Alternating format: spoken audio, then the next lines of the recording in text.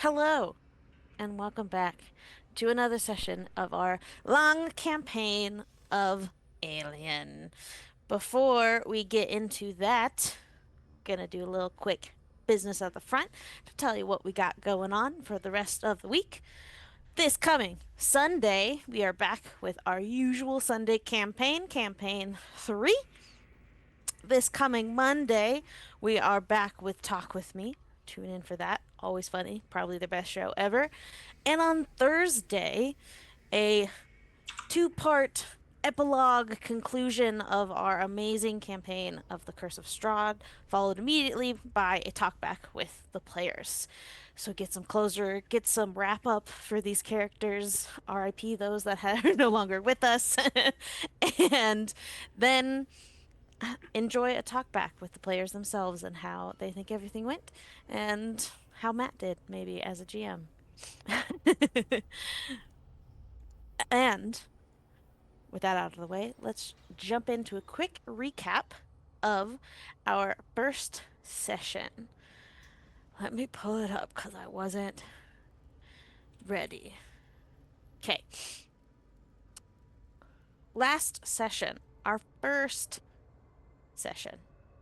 We joined our players meeting for the first time at the mission briefing of this cargo run that was very secret and private, going to an undisclosed location, and you all met on Earth to be told maybe a little bit more info. But before that, you were given a last out, which none of you took, but an old man, now we know as Lieutenant Scott Beckett, did take the out and left.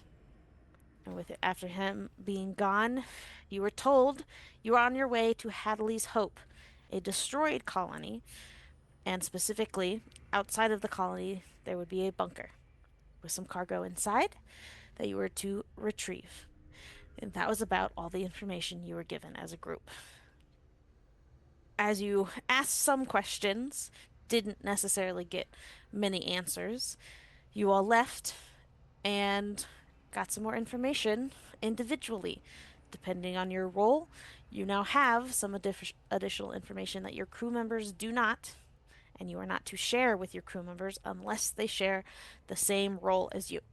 So the mechanics can talk about what the mechanics know, and the pilot and navigator can talk about what they know, and everybody else, and the security officers can talk about what they know. But we have a sole medic and a sole scientist that has information that no one else seems to have. Because you were leaving the next morning and it was going to be a very long trip, you were given a lengthy evening to do whatever you wanted to do. For most of you, that was party. And you went to the Electric Tiger to tear up the dance floor, to have some drinks, to have some other substances, to sell some other substances, and just have a good night before being away for a very long time. It was discovered that Sasha, being from Earth, was a regular at this nightclub, and Kit tried some awkward flirting while Hawk was trying to be an excellent wingman. And Charlie and Caden, also there, danced the night away, which meant for Charlie just standing next to Caden as he danced. Our other two players decided for a more chill night where Dr. Green and Clarke went to the hotel, had some drinks, played some pool, talked about adventure before turning in for the night.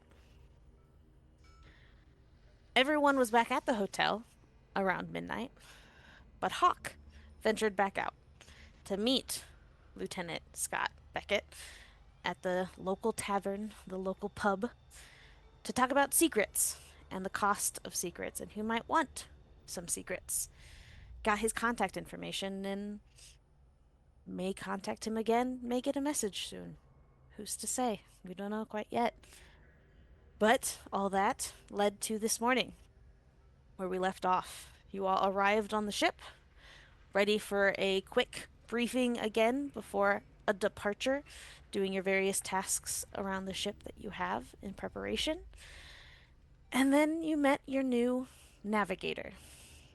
And that's where we'll pick up. So you all see a woman enter the mess hall, which The players, Zach, you don't need to necessarily show it on the screen because it'll be pretty dang tiny. Players now see the map of their ship.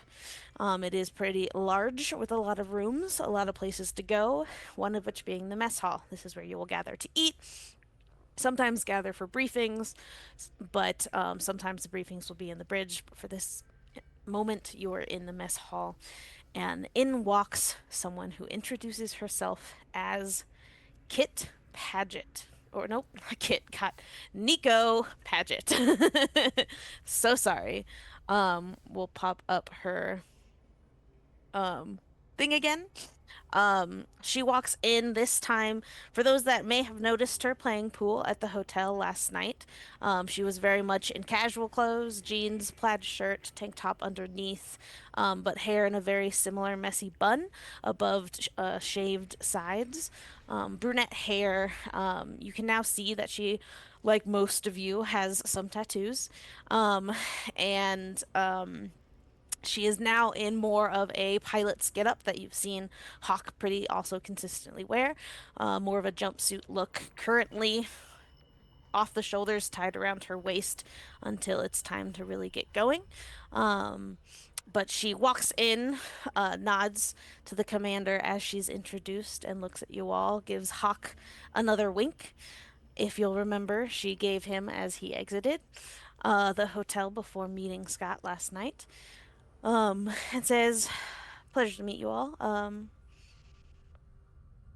Don't really know what to say. Oh, the commander did say you already said fun facts about yourself. So, Nico Paget, the navigator slash co-pilot. Fun fact, I'm double jointed. In all of them, or Most I get. I mean, fingers are the main one. She does the like weird bend back of the fingers for you. oh my god, Yeah. co-pilot, huh? Mm-hmm. Pretty interesting. Co-pilot. You hear that, Hawk? Co-pilot. Yeah, yeah, I heard that. Welcome aboard, pilot. Callahan. So I gathered the commander did vaguely describe most of you, and you're all pretty easy to pick up from the descriptions. No offense against any of it, but pretty unique individuals. Nice. But yeah, happy to be on board. She takes a seat around the table with you all as the commander steps forward and addresses you once again. Right, so now that we have a full crew, we will be departing soon. In less than 20 minutes, I would like us to be in the air. Any last minute checks with the ship, please do. Then come to the bridge. Take your stations or strap yourselves in if you do not have a station to be at. Once we're in the air, I'll have a little bit more info, but let's get in the air first and get going. Roger. Any questions? Hawk just heads to the bridge. Excellent. She heads directly to the bridge. Nico follows close behind you, Hawk. Uh, I would say Kit and Charlie. You get the two of you team up. Do final checks on any ship systems. There's also quite a bit of vehicles that Angie you can find under the ship in the Roll20. It says which vehicles you have, and if you actually click on the ship itself, it'll show you the ship kind of character sheet, and it'll show you how many of everything you have, basic modules that the ship itself has, a little bit more information, and then you can see about the all-terrain tractor, what exactly that means, Yeah. as those are all kind of under the mechanics purview. So you'll do things like make sure those are all secured, strapped down, nothing's gonna fly anywhere as we take off, and nothing gets loose in 0G either.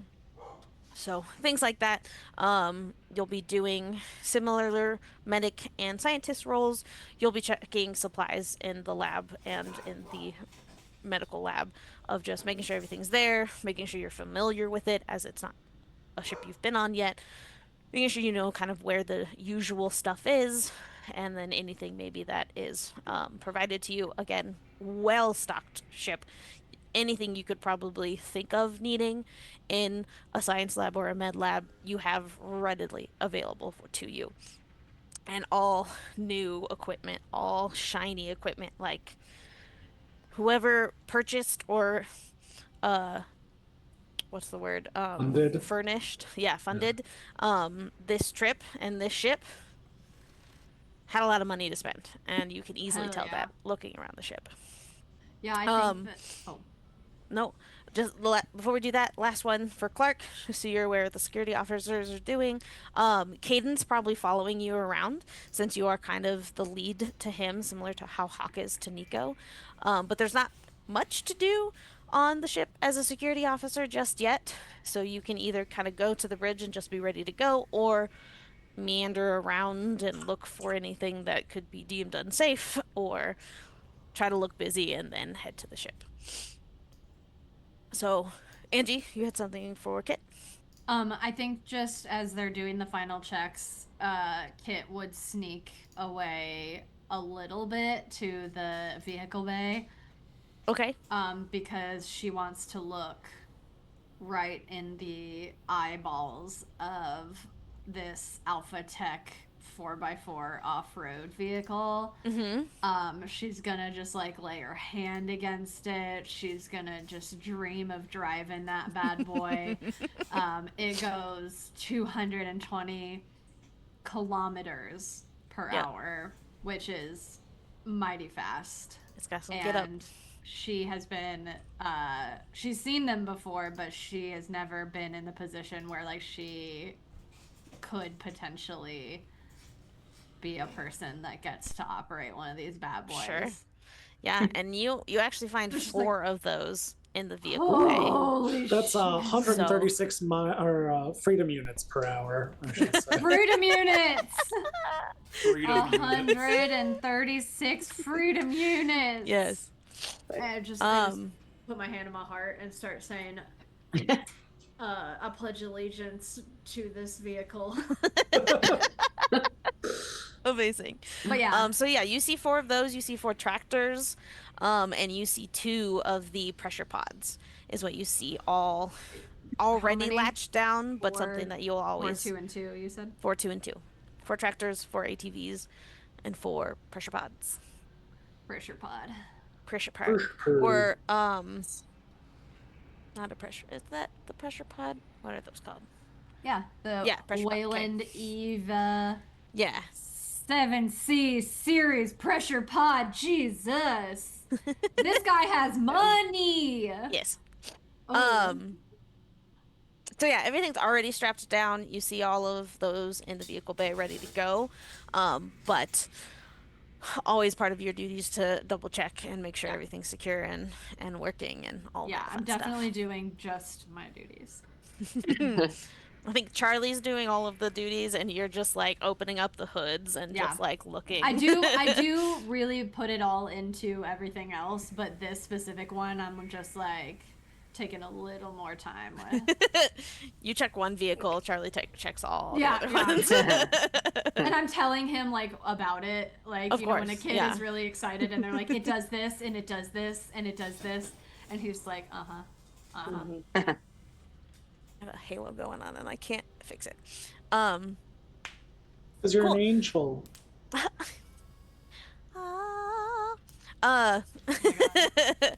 Great. Anybody else note anything specific? I was gonna say, yeah.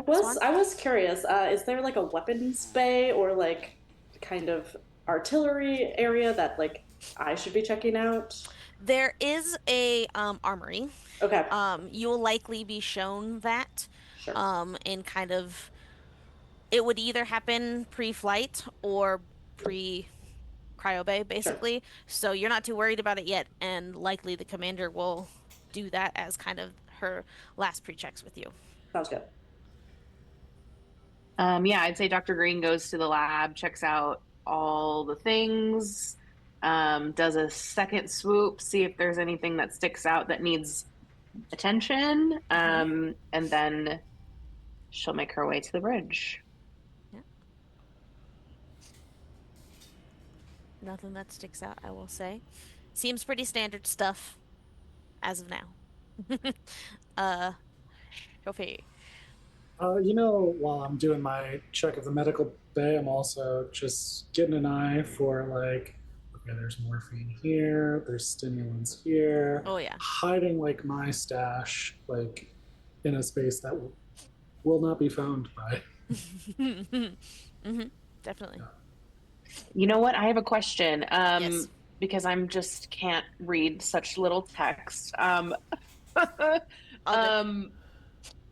Where is the medical bay close to the lab? Like, are those kind of in Mhm. conjunction with each other? They're Yes. right next to each other. They're right next to each other. Okay. So if you go to deck B and try to zoom in like a little bit near the back of the ship, there's the med lab with the med pods, and then the science lab and kind of the Oh, science got sector it. little Yeah. area above the Cute. storage module. Beautiful. Thank you. Right next to the reactor core, so we're gonna be fine. So safe. So fun. The stakes are so low. Yeah. Nothing bad could happen with that combo. Oh, and I will say you will also all have chosen a bunk. If you would like to actually claim one on stream, you are more than welcome to, but that was also something that is kind of, you don't have to be told to choose a spot. You can go and see that there's plenty of room. You don't have to necessarily bunk up. You throw your stuff somewhere. Call it good. Zach. Because it just me, the commander, and Nico go to the bridge first. Once we get to the bridge, when it's just the three of us, I would like to turn to the commander and say, Commander, Yeah. before I get this ship off the ground, I have one question. And I know you can't give me, almost proudly, can't give me more details on certain things, but this is all I need to know. How am I going to get... He pauses and he looks over at Nico. How are we going to get the information that we need when we're done at Hadley's? I just need to know how I'm getting it. It will be sent to your tablet. Okay, thank you.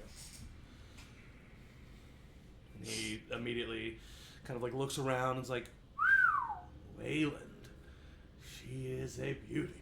And he's just going to start going through all the checks. Yeah, definitely. You notice that Nico kind of clocks you're clearly maybe not used to having a co-pilot and being the number one.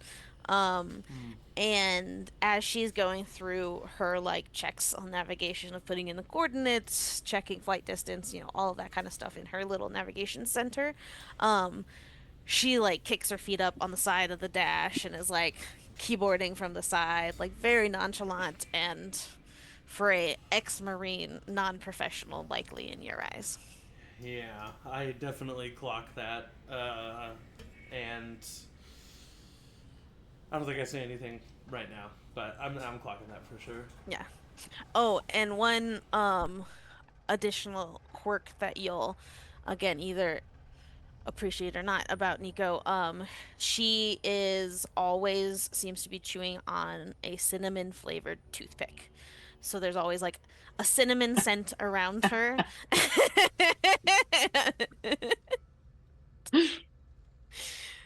I promise I planned that before this session. I think that honestly looking over at her, he's just gonna go back to his go back to his station and just kind of shake his head and goes, I'm gonna have to deal with two of them.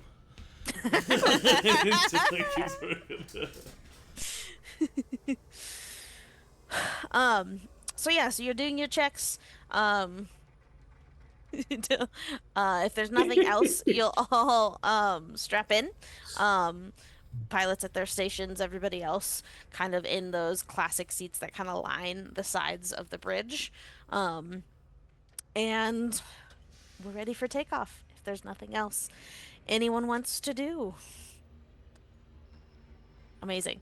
So we launch into the air. Well, I think and the right ship... before we launch into the air, Okay. Hawk, just because everybody has to come to the bridge to strap in, right? Isn't that what you said? Yes. Okay. Everyone is gathered once again. So I think when everybody's there, I'd be like, ladies, gentlemen, non-binary friends and pals, I just want to let you know my name is Henry Callahan. You can call me Hawk. I'll be your pilot for this wonderful trip to Hadley's Hope. We're going to have smooth sailing for you. And I just go through this, like, little, like, just, like, stupid announcement thing. And Love then it. just try to make it, like, a really smooth takeoff, yeah.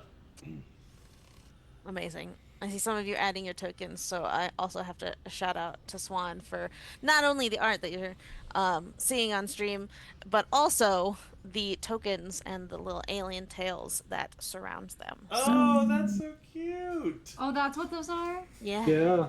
I Oh, know. I thought they were cute. On this Oh, map it where you really is! have to zoom in, it's hard to see, but yeah, they're little alien tails. Oh, Your Honor, I love them. I love it. I also very much appreciate you guys claiming your rooms. Amazing. Yeah. All right. So, after um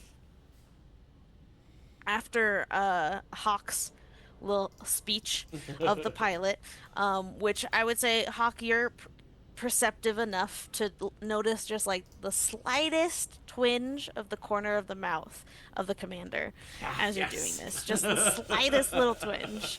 And I think Nico just applauds you after the fact.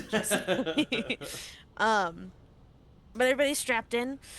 A countdown is given, and you take off, and you feel the power of this ship again.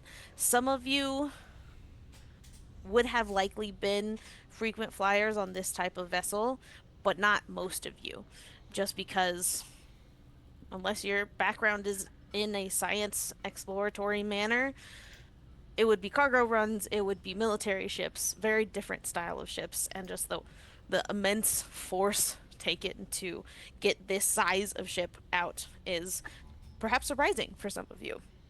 But you all get in the air. You probably ride for a good, just like in a normal aircraft, before you can move about the cabin and put your tray tables down. About 20-30 minutes before you're kind of at a coasting speed. And you all know at this point, you once again do a final check, make sure nothing is out of place after actually taking off. And then you have about an hour before you actually go into cryo to make sure nothing goes wrong before you all go to sleep and everything. So, again, if you have anything specific you want to do now that you're in the air, the commander, as you all work, or as you all start to unbuckle, basically says that of, okay, crew, final checks, please, and we'll meet back on the bridge when final checks are complete for last mission briefing before we go into cryo. And one more additional piece of information for you to know about the ship as you get to work, as we will be waking them up at this point. She goes to a kind of double locker cabinet that seems kind of like two double wide lockers and opens both of them. And you see her hit a button inside, and out of both of them steps two working Joe androids. These you know to be very much less AI than a usual, like, higher class android. They have blue silicone skin, a human-like face, but just to be a little humanoid, but not like a lot of facial features. They look identical as just blue and kind of like a pocket for eyes, a nose, and a mouth. So they can speak to you, and they have those capabilities, but they are primarily just an extra set of hands and workers on the ship.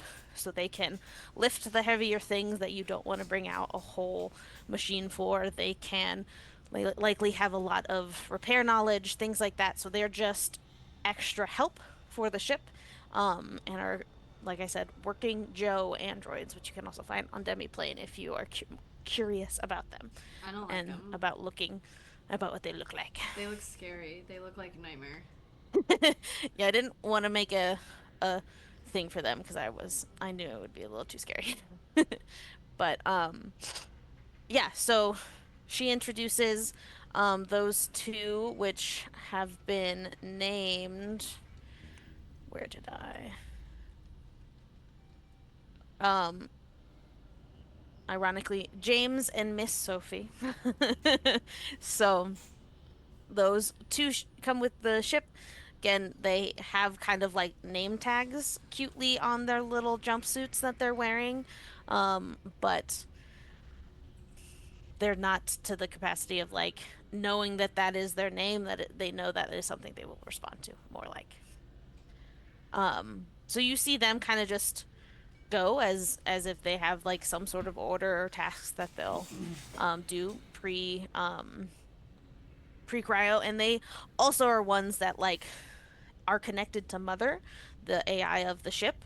So while you all also asleep, they will be the ones to like be the more hands-on things as well. So you know that someone is or something is around to take care of the ship while you guys are asleep as well.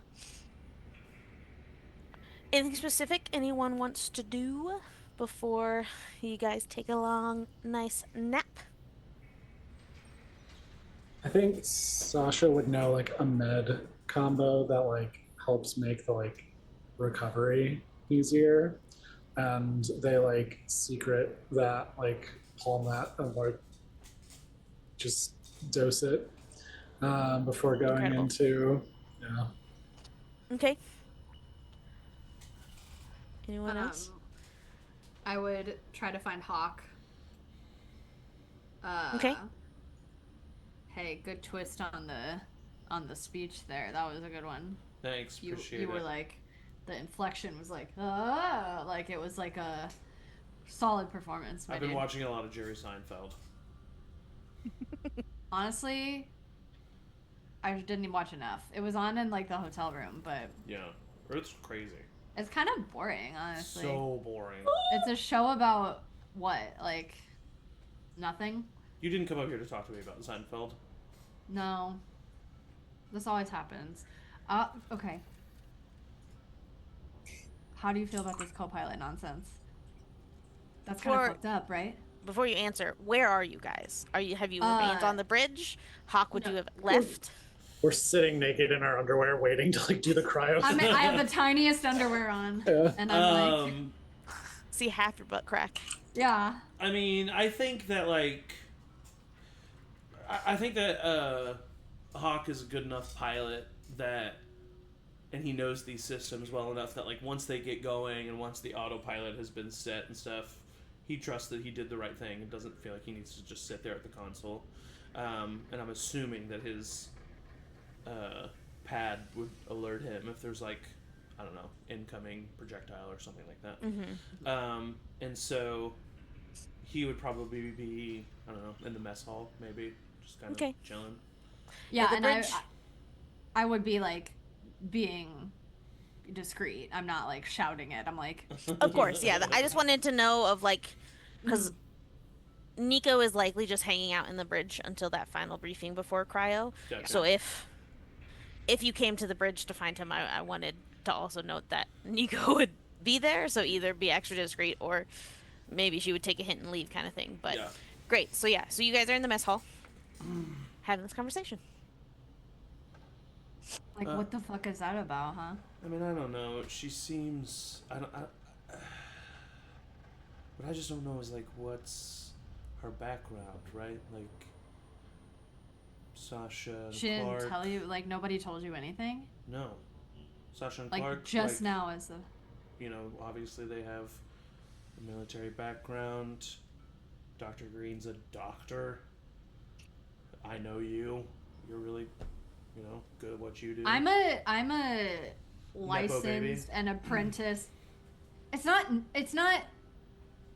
Okay, maybe it's a little bit, but But like, it's good at what listen. you do. If I'm good, I'm good. You're good. You You're know, better than like, good. So You're better than good. Better than Charlie. thanks. Hey, Um, well, okay, well, hang on. That's why you're the head mechanic. We're technically. Okay, yeah, we're in theory I'm the head mechanic, but in actuality, in title, I'm not. Listen, I'm just trying to make you feel really good about yourself. Obviously, we both know that Charlie's very good at what he does. Listen, thank you. All I'm saying is, I just wanted to check in on you. No, I appreciate That was it. a curveball. I'm feeling weird about it. How are you feeling about it? She's fucking hot as hell, dude. I see immediately. I'm But do you- sorry. but do you Like, are you? understand Do that you you think? are Are you gonna be attracted okay? to Because I would yourself? not be okay. Attracted to myself? Kit, Yes. it's just you in a different universe. An I don't see it. attractive, independent, strong woman with tattoos and a See, toothpick. and that's why you don't get me. I'm not independent. I have two fools following me around all the time that I'm in charge of. Oh, you're in charge. Yeah. Then you why- just said head mechanic. I'm coming in checking on you. The pilot Whatever. is You know, above whatever. the head mechanic. See you in cryo. See you in cryo. No, hey, seriously. Let's sleep it off. Okay, that's what I was just about to say. Maybe just like don't do anything until we're away from cryo. Okay? I'm not gonna. because do then you'll anything. have stressful cryo dreams, and I'm- it'll ruin. I'm not your doing cryo. anything before or after cryo with anyone or anything. I gotta get us there. I We'll gotta get us back. See about that. Yeah, I couldn't even make a move on Sasha. Okay. I know. I'm not here to mix work and play. Good, you say now. I have to get another toothpick. It's been too long. Charlie enters the mess hall. Jesus Christ. Yeah, so I checked all the things and Charlie, you everything. need to announce when you come into a room. Oh, I'm sorry. Charlie, you guys you're want a so minute, I can. quiet. on you. It scared the crap out of me. I'm sorry. No, I just I mean, wanted it's to not- leave. it's not I your can leave you fault. alone. I It just all the checks are done, No, kid. Charlie, so you don't need to leave Yeah. us alone. And Charlie, I don't wanna bring this up in a way that's like hurtful or anything, but I finished my checks like 20 minutes ago, so I'm not saying like if this isn't where you want to put your energy, then we don't have to do that. We can figure it out, but It feels like you Just- could have just said that you finished your check 20 minutes ago, but by saying all of the I don't want to say this in the wrong way, it completely came out in the wrong way. yeah, it was a little hurtful. I mean, I also checked like 7 vehicles while you checked one. Oh. that was before. This is now. Did you check out the 4x4? Dude, it's fucked up. Do you think you're going to be able to drive one? I hope so. Well, hopefully me too, though, right? Because there's 4 of them, so Yeah, well, I'm driving all 4 of them, so. we can race. I get out, I drive one, and then I get back out, and I run back, and then I drive back out, and then I just go back and forth. Who's a better driver, the pilot or the mechanic? The one who knows how to drive or the one who knows the machine? I don't have time for this, okay? I don't have time for this mental math, this mental fuckery, okay? I've got a job to do. Come on, let's go, Charlie. Okay, I'm coming and I'm too. not- We all gotta be at the I was final just gonna briefing. go. I mean, if you guys wanted to talk, I was just gonna go to the bridge and hang out until we were ready to like leave. So Put your tiniest underpants on. We've got cryo to sleep in. I don't understand what that means. I don't know. I still don't know. Okay, so you guys go back to the bridge. Anybody else? Any RP? Yeah. I would like Dr. Green. I guess question for you. How long would it take her to just casually roam the ship and get its bearings and all the rooms and just kind of know where everything is? Would it take like way too long before they need to go into the cryo sleep? No, I think if you're not like searching each room as you go, you can probably walk the ship and be back at the bridge in like 15 minutes of just Okay. kind of like walking by, looking in each room, noting like, okay, med lab, science lab, crew quarters, and then like going to the other decks and saying, okay, here's cryo, here's some showers, here's some this, stuff like that. So I would say Awesome. easily 15 minutes, so you still have some decent time to Cool. spare. Yeah, I'd say that Dr. Green goes ahead and does that just to get her bearings of the ship, but she's paying very close attention to which rooms, one, have like computer database systems within them or are locked and need like a card to swipe in or Sure. whatever. She's just kind of clocking and getting her bearings on that kind of stuff. Okay. But I think she also wants to find one of the androids. What James and Miss Sophie, is that their names? Gonna I fuck guess- me up every time. I know. I probably should have changed it's that. okay. She's like, Miss Sophie, that's a Sophie's fun gonna name. make us call her Miss Sophie now. Mhm.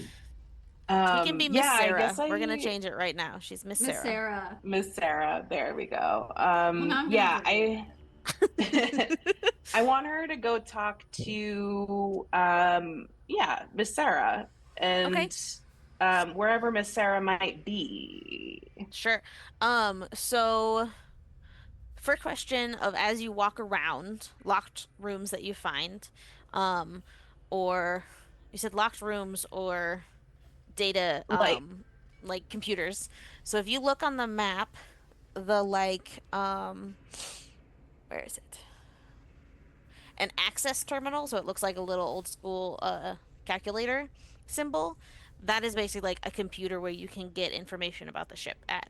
It's very rudimentary, kind of basic overviews, but an access terminal is when you can kind of like log in and see stuff about what's happening on the ship right now. So wherever you see that little symbol on the map, there's there's that. great. Um, rooms that you immediately can tell you can't go in right now. There's the command suite, which you likely know to be the commander's own personal suite, and it is locked with a number pad that likely she only has the key to. You do not have access to the room with the mother actual like computer servers and everything in it, um, which you have a mother 7000. The highest mother available now is a 9000, and those are in like probably a max of like 8 to 10 ships total. So a 7000 is like one of the top of the line that you could find on most ships. Um and besides that, most everything you have access to.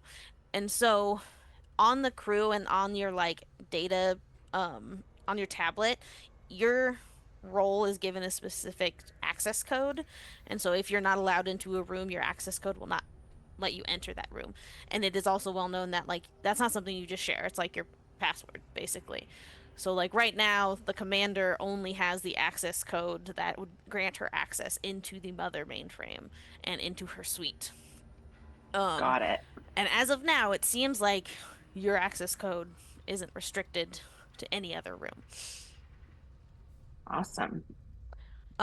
You find Miss Sarah on deck A, cleaning the showers. She's giving the showers a good old scrub down in preparations for leaving. Um Hello, what's your name? Hello, I am Miss Sarah. Hi, Miss Sarah. Lovely to meet you. Can I ask what's your main directive on the ship? Whatever the commander might need. Hmm. All right. Anything specific might she have given you ahead of time, or is it kind of a need by need basis, perhaps? Usually need by need. All right, Sarah. Thank you. Carry on. Okay. She goes back to scrubbing. I guess I will kind of seek out James now. I guess wherever I encounter him on my route. James is in, where did I put James? James is in the storage module, which is at the back of the ship on deck B, kind of behind where your science lab and stuff is. So you'd find him in there. He is mainly working to, it seems like a very similar thing to what Kit was doing for the vehicles, is securing and just like ratcheting down storage crates, which you know to likely contain extra food, extra air supply tanks, like any extra things we might need, is just kind of all shoved into this back storage area. Oh, one area that I forgot. On deck B, there is the armory. Your code does not get you into the armory. Heard. Um, Hello, excuse me. Hello.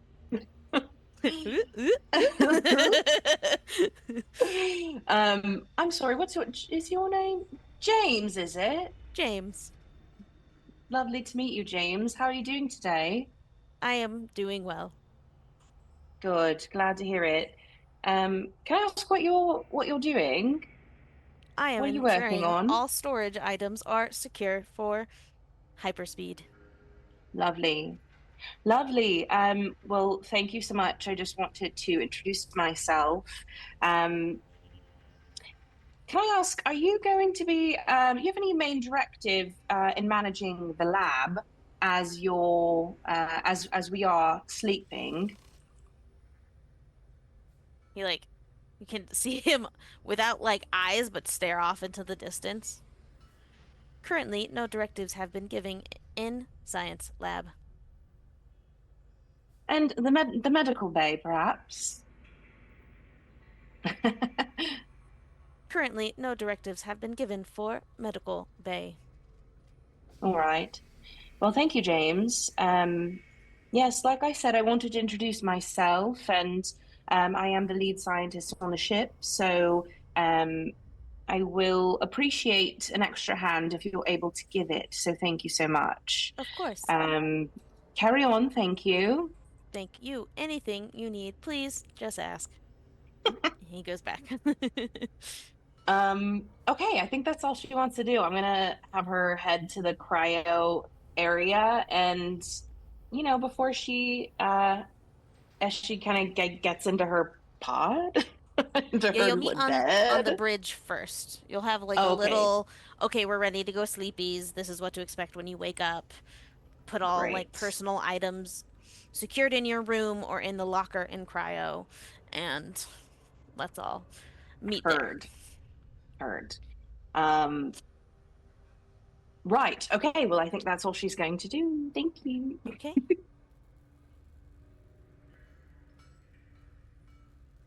I do think that Clarke grabs Caden and is Okay. like finally like, let's see who this boy is while they do this final like walk around the ship to make sure Sure. that everything is secure. Sure. As you're walking, he is like bouncing his step, just like Yeah, super pumped and like does like air drumming on like some walls as he goes by and everything. sick. Have you done this before? Not on this kind of ship. It's been like smaller stuff, but yeah, this is crazy. I'm definitely gonna get lost. Cool, So cool, cool, I'm glad cool. I'm just following you right now. Right, right, right. Like what else have you done? Oh, it's been a lot of security stuff on just like really short cargo runs, mainly just like within Soul Sector. All Um, right, and then like picking that up where I can on Earth or Mars or wherever I'm like in between jobs if I can kind of get like a job as a I don't know muscle or heavy stuff moving or stuff like that. nice. All right, I respect that. I respect that. We need muscle every once in a while. I think it'll come in Yeah, handy. yeah. Yeah, I like to offer what I can and that sometimes is about all I can offer. So, Okay, it's good to know. Good to know where you stand. yeah. I like it, you know. It's a good workout every time I do it. So, Cool, cool. what about you? Have you been on a ship like this before? Not a ship like this, no. Oh, okay. I did military. I was military for about 4 years in my Oh, cool, youth. cool, Yeah. cool.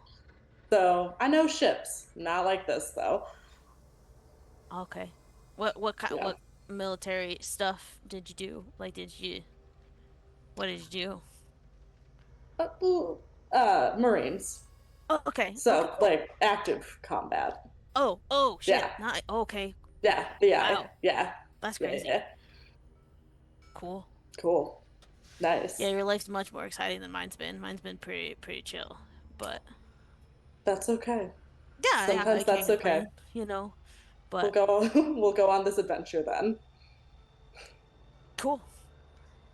They said the secret word. That's our take a drink word for this campaign. Yes. Adventure. Cool. All right. So unless there's anything else, you all meet back. Oh, One go for more. it, Sophie. Sorry. No, you're I good. would find Hawk. Okay. And just be like, wow, the launch went Great. How are you feeling? I mean, clearly not too hungover. Yeah, I sobered up a bit last night. Didn't end up needing. Is it would what you gave me last night be good like after cryo? Would that kind of help make that easier? Because that's kind of what I was hoping. I mean, not exactly that combination, because like there's a chance that if I give you that again, like you just won't fall asleep in cryo, and that would be like a nightmare. Oh, no, I meant like when I wake up, like I was. Oh, kinda, for sure. I was gonna Yeah. tuck it in my little underwear and then take it when I woke up because I still haven't taken it yet. I like awkwardly look down. They were like, "Yeah, tiny underwear." Oh, sorry. That was probably TMI. That was weird. No, I mean I'm also wearing the same tiny underwear as you. This is Yeah, you get in the military, as you know, we get used to you get seeing you get each used to it. other's Yeah, tiny underwear. tiny underwear. Yeah, I've seen so many. I've No, never seen everybody's tiny underwear. Hey, so I don't know. I was talking to Kid earlier, and I don't know what your thoughts are, but like, you, me, and Clarke, like, obviously, are all professionals. Dr. Green, Kit and Charlie, obviously, professionals. All very established, known by other people, have records to back up things. You know anything about Nico? Not a damn thing, unfortunately. Because even the guy who they had before Nico, he was a lieutenant. He was a military guy, I think. I think. Do you know? I do know, but I found that out afterwards, Yes, so I think yeah, he's yeah, like, yeah. I don't know. He Yeah, had that he- air about him. That guy leaving kind of freaked me out, but I guess like I don't know. It's not for everybody. No, it's not. I don't know. I just. No, I good get, question. I get good vibes from you, and It's sometimes because we all believe in ghosts. Hey, that's right. But sometimes on these missions, when there's not a code or some higher calling uniting everybody, sometimes people tend to look out for numero uno. But I just want you to know, Kit and I, Charlie too, we got your back. Hey, yeah, no, that's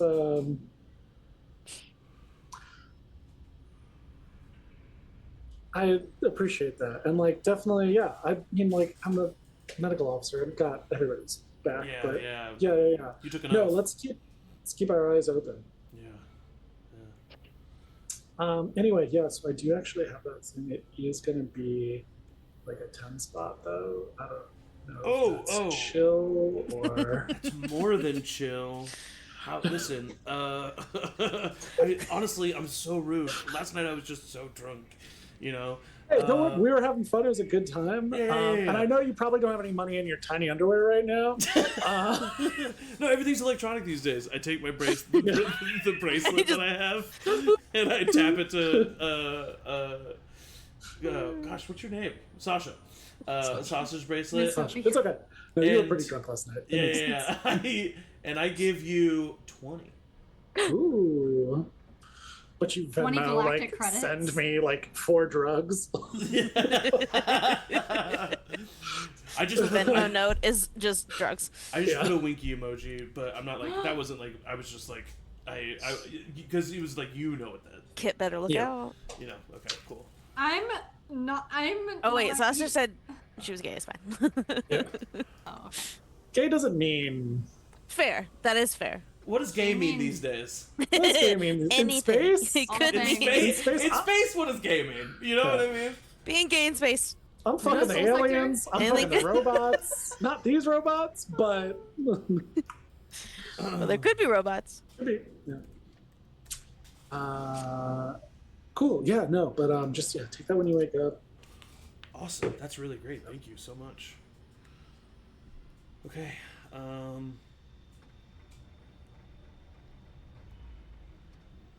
we head to the front of briefing. Great.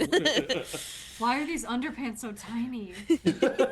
Everyone's picking wedgies as you're walking. Yeah. Why haven't we moved on? I just feel like jumpsuits would be better. Just like wetsuits. Like I just feel like that would be. Like a You silk think- pajama. I mean, I have Ugh. amazing Oh. abs, but I don't need to be like showing those off. You know.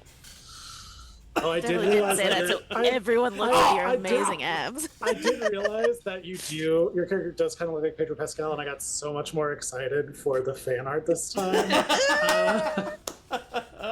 Swan, we figured out what you're drawing the next scene of. Yes, everybody in tiny underwear. Everybody in tiny underwear. Tiny underwear. Unfortunately, Swan, you have to do that. You have to do it. All Swan. because It's the Angie rules now. has never It's watched the rules. another Alien. And I don't only think the know tiny. I don't think the underwear. tiny underwear thing ever stops. I think It- that. no, I it's think that's always- It's It always is. always- Hell yeah. Yeah. They full leaned into it. Yeah, Well, now yeah. I'm gonna keep watching. All right, so you all get to the bridge. Once everyone is arrived and just seated somewhere, either at your station or just standing and kind of waiting for this last briefing, the commander addresses you all and says, "Excellent. Well, we will be in cryo. Likely, it's estimated around 120 days or so, depending on how the trip goes. Mother will be programmed for us to be awoken before we arrive. We'll probably be a couple hours out when we are awoken. Just as we're not sure what to expect, we want to ensure safe descent to the planet and colony itself. Please put any personal effects either in the lockers within the cryo bays or in your personal rooms. Get changed and go to sleep. Dismissed. Cool. All right. I guess dismissed then. Okay. You all head to cryo, maybe dropping some stuff off in your rooms, but there are lockers for any like immediate clothes that you're wearing that you don't want to walk around in your underwear through the whole ship to get to the cryo room, unless you do. To each his own. Any personal belongings, things out of your pockets, things like that, can either go in the locker, in your room, wherever you want to keep them safe. And you are all. There are 3 different cryo chambers. You see Gaius standing, waiting for you all, kind of at attention, to direct you to which you will be split into. With the number of you, there are. I think 4 in each room. And so we will likely just use cryo 1 and 2. I think I can't remember the count. No, I think we'll need all 3. So, but they'll direct you either way. Both mechanics and security officers are directed to cryo 1. Both pilots, the science and the medic, are in 2, and then everybody else is waiting in 3, and that's where Gaius will send you, and you see him as the one to kind of set you up and set the machines up themselves. So he kind of comes around, checks everything, makes sure you're settled, and will kind of float room to room until everyone is settled and asleep. And Well, these Wayland cryopods are comfy. they're, again, Got a very little pillow. nice. Like a little. No stains, no nothing in these. They're I have never It will seen steam something up this white. stains. I didn't know they came this white. I thought they came with stains on them. Ew. gross. Wait, who is in cryo 1? It's Both mechanics, so you and Charlie, and both security officers. So Oh, Charlie, security. Caden, Kit, Clarke. Charlie, Caden, Kit, Clarke. C's and K's. I do, since we're like gonna be in like completely separate rooms. I think I do like have just like a quick moment with Kit and Charlie where I'm like, all right, I'll see you guys on the other side. Later days, brother. Later days. I am. Charlie gives you finger guns. Cool. Alright, everybody gets into their pod. Everybody goes to sleep. You feel the familiar sensation of seems like you're falling asleep, but like into the deepest sleep that you've ever had. And the next thing you know, you would be waking up. So Well, unless there's any shenanigans right before you get into the cryopods, we're gonna Don't even fast give us forward that option. 120. I know. We're gonna fast forward 120 days later We Well, think. to when you all feel the sensation of waking up. You feel the familiar grogginess of having been asleep for so long and hard to like open your eyes. You keep blinking your eyes. Your body feels stiff. Your mouth is super dry. You're ready for some food, some water, some of the hydration that you usually always take after cryo to make sure that you are rehydrated. So you know that the usual things that you all do is you get dressed, get anything out of your lockers, and immediately head to the mess hall to have a briefing as well as some food and drink. As you all walk there, you can look out the windows. You've noticed that the ship has slowed down, not going faster than light speed anymore, just kind of coasting forward. It's still a pretty quick speed, just not crazy. And in the you can't yet see a planet that it seems like you're headed towards just because you're still several hours away, and at this speed, it's several a long way away. I won't try to judge that distance. I cannot do that math. But you all head to the mess hall. You grab your hydration. You grab a little snack that's available to you, and it's grab and go. It's not like everyone is prepackaged. Again, seems like they have plenty of stock of nutrition bars, of chips, snacks, anything that you could kind of want as your after cryo snack. You can have. You um, are currently without Gaius or the commander. The commander will show up in a little bit to do the briefing, but right now it's just the main crew. were they in a different cryo? They were in cryo 3. Okay. I would like to think that Kit grabs like her hydration and her like 3 snack bars and shoves one in her mouth and like 2 in the pockets of whatever jacket she's put on, and starts just going through like immediately just all of her post cryo checklist, with like the bar hanging out of her mouth and like trying to eat it while she's doing it. Okay. Anybody else in the couple minutes? Check anything yeah. or want to snag something before you head to the mess hall? Yeah, I think Dr. Green's gonna get to her locker, and she left a small red magnet on the kind of like top shelf, and she immediately goes to grab it. Groggily, she feels like she's gonna puke, like, but before she goes to get any food, she's gonna make sure she goes to retrieve that and carry it in her pocket.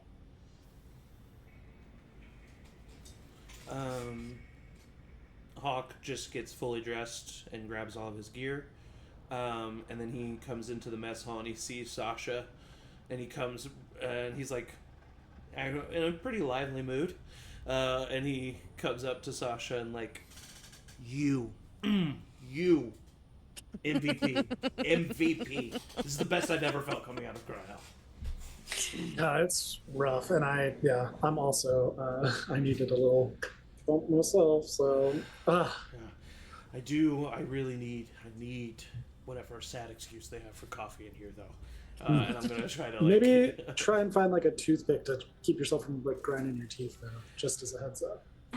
Pro tip. Is there any? There's got to be something else. She's gonna give me so much shit if I eat a toothpick. I'll eat a lot. I grab like some bars. Nico does like kind of take out her little pack of toothpicks and you're welcome to them if you want. Don't Where do tell you get the Kit. cinnamon ones? Oh, Kit. Oh, Both fuck. things. Oh, fuck. Gotta get a bell on her too. God. I think Clarke starts doing the marine like kind of workout like to Mhm. get your body going Yeah, yeah, after like taking some hydration, Nice. starting that in the corner. If you'll let him, Caden definitely I joins you. yes, I was like, yes, me and He's like, Caden oh are yeah, let's go. I was like, yes, please. I think that Hawk fully just like has this now toothpick and is just like leaning back, just unashamedly watching both of them work out. Just like very much It's just a- like, I think, yeah, in that same energy, I think like I lean back like with you and just kind of like yeah. I love it. Just I love everyone starts. Good job, you people. I feel good, but I don't feel that good. Yeah, no way. They must be people who hike. Ugh. Those people. Or as I call it, I think- hard mode walking.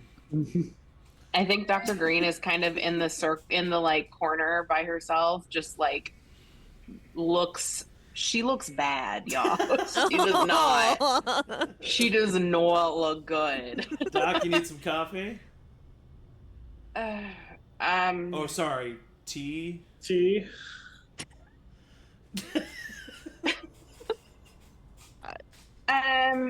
no, I actually don't think I can consume a single item. I have to say, this does not get easier with age. I You kind of know, like the I nudge, want- Shasta. Yeah. Sasha, do you know of an IV that maybe I could get hooked up to? I need some fluids or Yeah, Fluids? Sasha, do you something. know of an IV? Yeah, I also have some like Dramamine. I don't know if Oh, I would love Dramamine. yeah, I mean, we can start with Dramamine here. If you feel like you need it, we can hook you up back in the med lab. There's so much stuff back there. Maybe once we go back, we can go back together, and Yeah. and I'll take some then. Oh, And she's gonna 3 more times. I won't do the noise. She 3 more times will gag, and I think quickly make her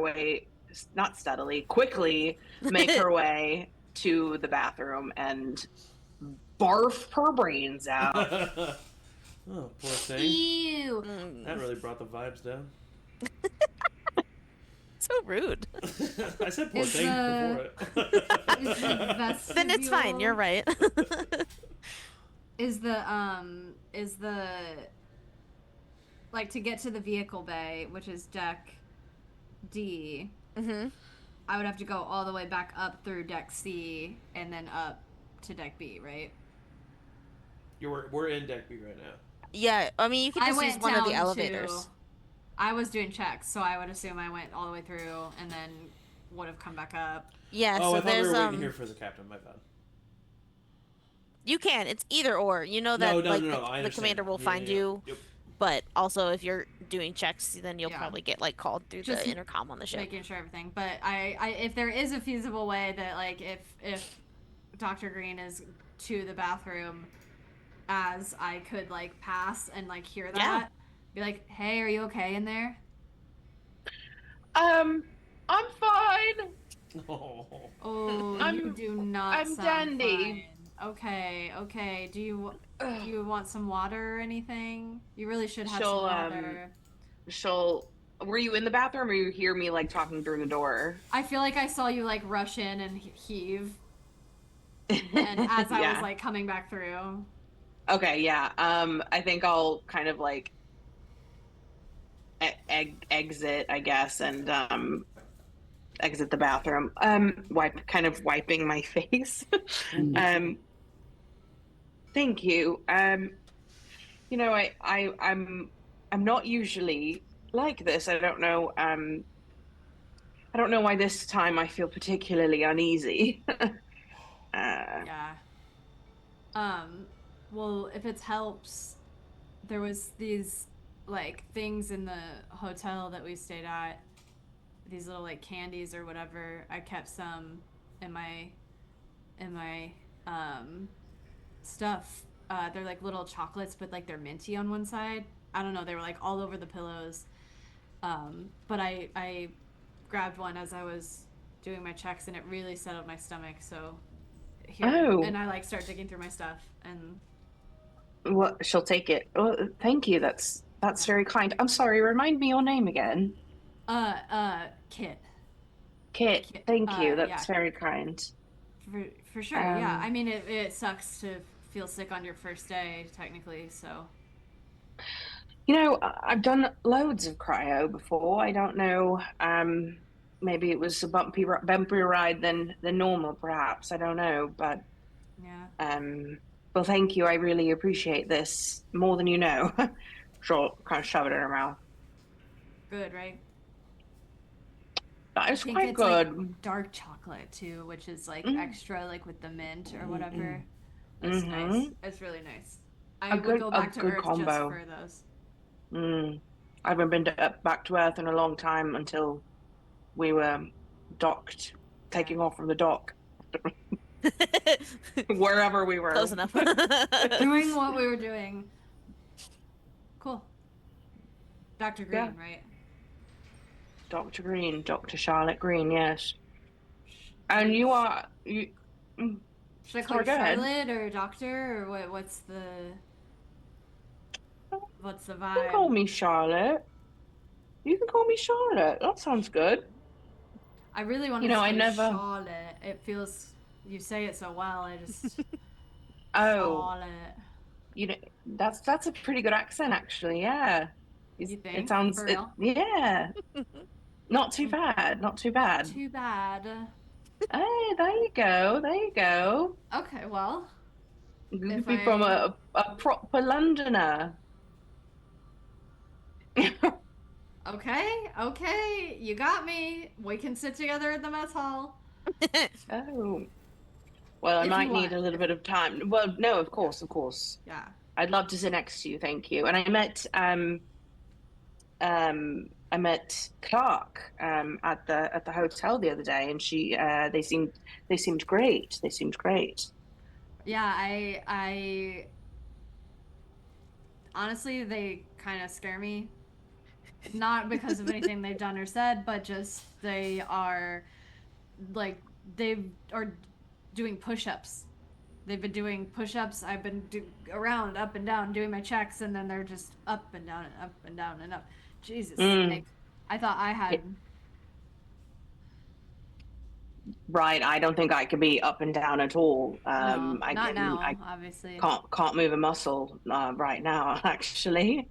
Well, here, sit, take a seat. I'm going Thank back to the you. mess hall for the check-in with the commander. So if you want me to just let him know that you are taking I'm some just going to be a time, few more minutes. yeah.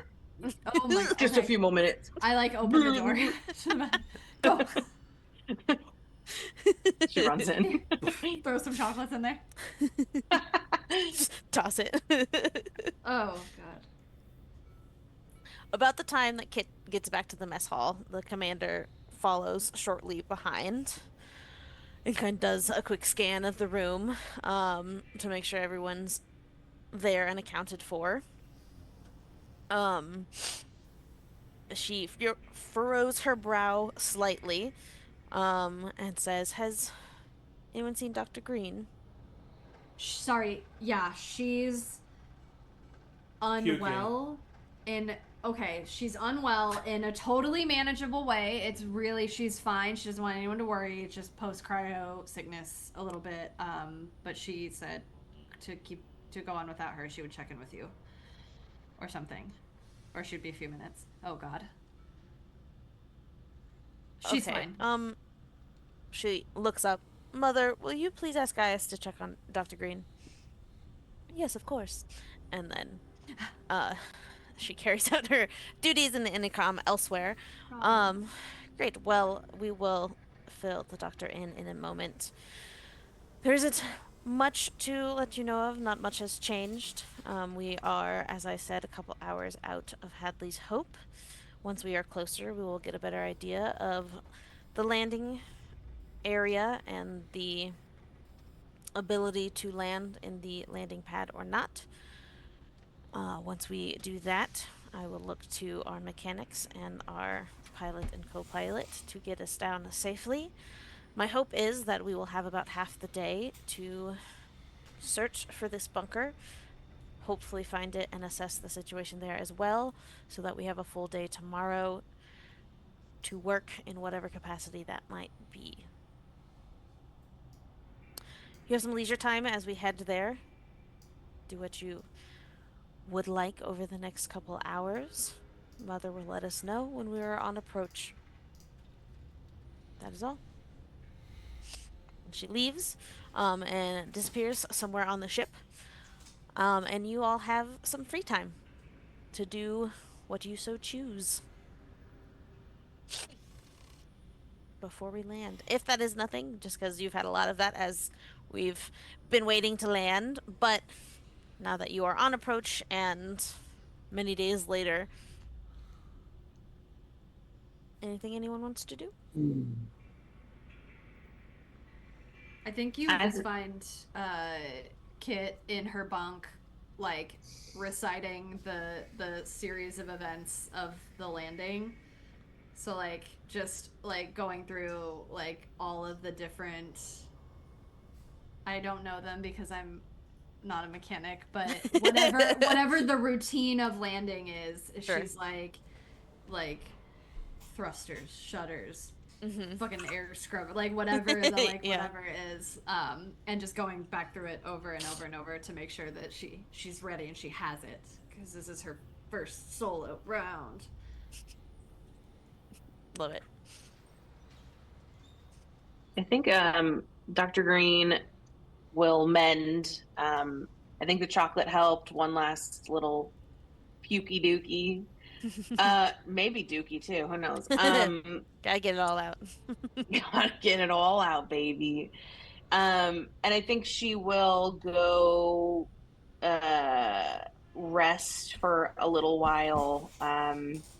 And then when she comes to, she's kind of like up and at 'em, and she's ready to get to walk in. And I do think she would kind of go back to that room with the access terminal. Okay. And just kind of log in and see like how the last 100 and however many days it's been, how everything was on the ship, any changes that need to be noted for her directive, and I guess just anything important, anything suspicious. I don't know, like she wants to pry a little bit into the computer. Yeah. Um, you will have Gaius waiting for you outside of the bathroom.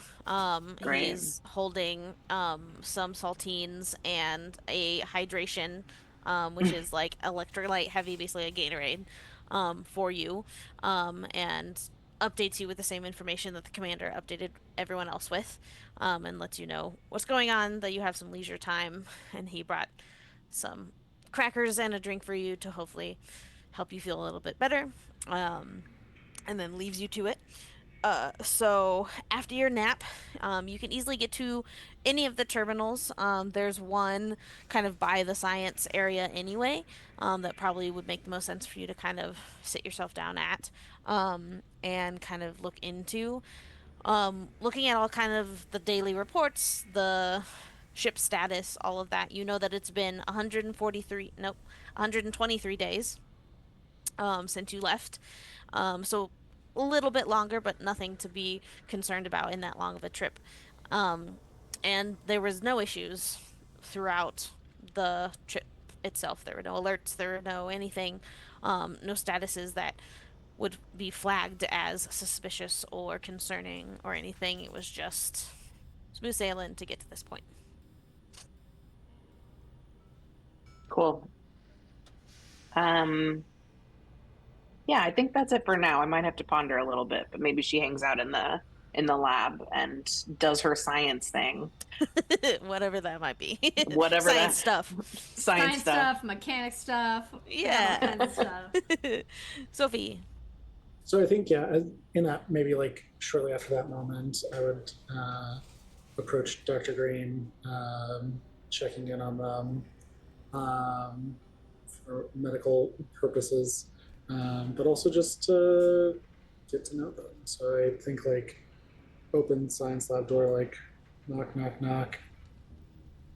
So, Hey, how you feeling? I'm feeling quite better. Thank you so much. We had a cracker and some chocolate. I don't know if I brought like it's Pedialyte. Might Thank help you. with rehydration. You know what? I will take that. I've already downed one from Gaius, and I think another might do me some good. Thank you so much. How are you feeling? Feeling fine. I mean, I'm kind of blown away by the size of this ship. I'm used to working on much less funded endeavors. And Kind what? of curious about all this gear they've got sending us on a mission. Yes. I agree. It's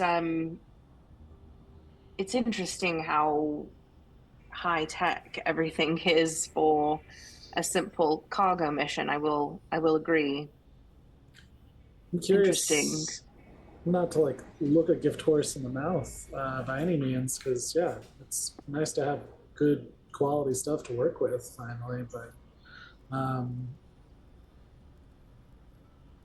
for this being a cargo mission, what role does a scientist play in that?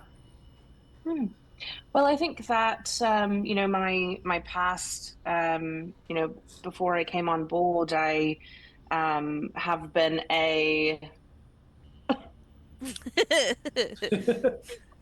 No, take your time. I know you're still feeling a little unwell. I've been from my past, I was actually the chief of astrobiological and symbiotic research at the Utoni Biotech Lab. So perhaps, they just, I've never gone on this kind of a expedition before. It has been for my own personal research, and I can only imagine maybe they need somebody who can assist with gathering scientific data on whatever, even if it is cargo. Perhaps there's other things at bay that they would like to explore a little bit as well. I don't know. That's just my guess. That's just my guess. Yeah, you don't know. That's fine. Right. Now, where were you working before you came on board here? Been here and there. Kind of a free agent contractor since the end of my military service. Just trying to make money where I can. It's yeah. Right. For Wayland Yutani. I've worked for some of your competitors, but yeah. Right. Well, I'm not even with Wayland Yutani anymore, so it's interesting kind of being a part of the ship without being a part of the ship. I retired a few months ago, so. Oh, congratulations! Thank you. Yes, it was. It was a quick turnaround, I'll say that. And I just wanted to do a little bit more exploring, and I figured this might be a fun way to do it. So I've heard the word adventure, I feel like, thrown around quite a bit. I do love an adventure. Mm. I'm screaming.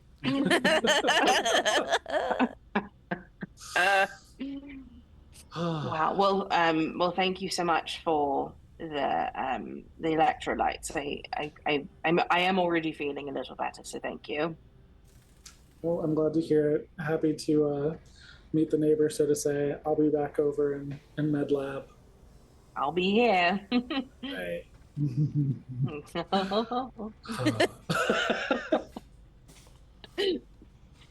Amazing. We hate each other. It's like incredible. For those wandering around the ship, I will say that you probably see Caden and Charlie hanging out in the mess hall. Maybe brought out like a deck of cards or something like that, hanging out.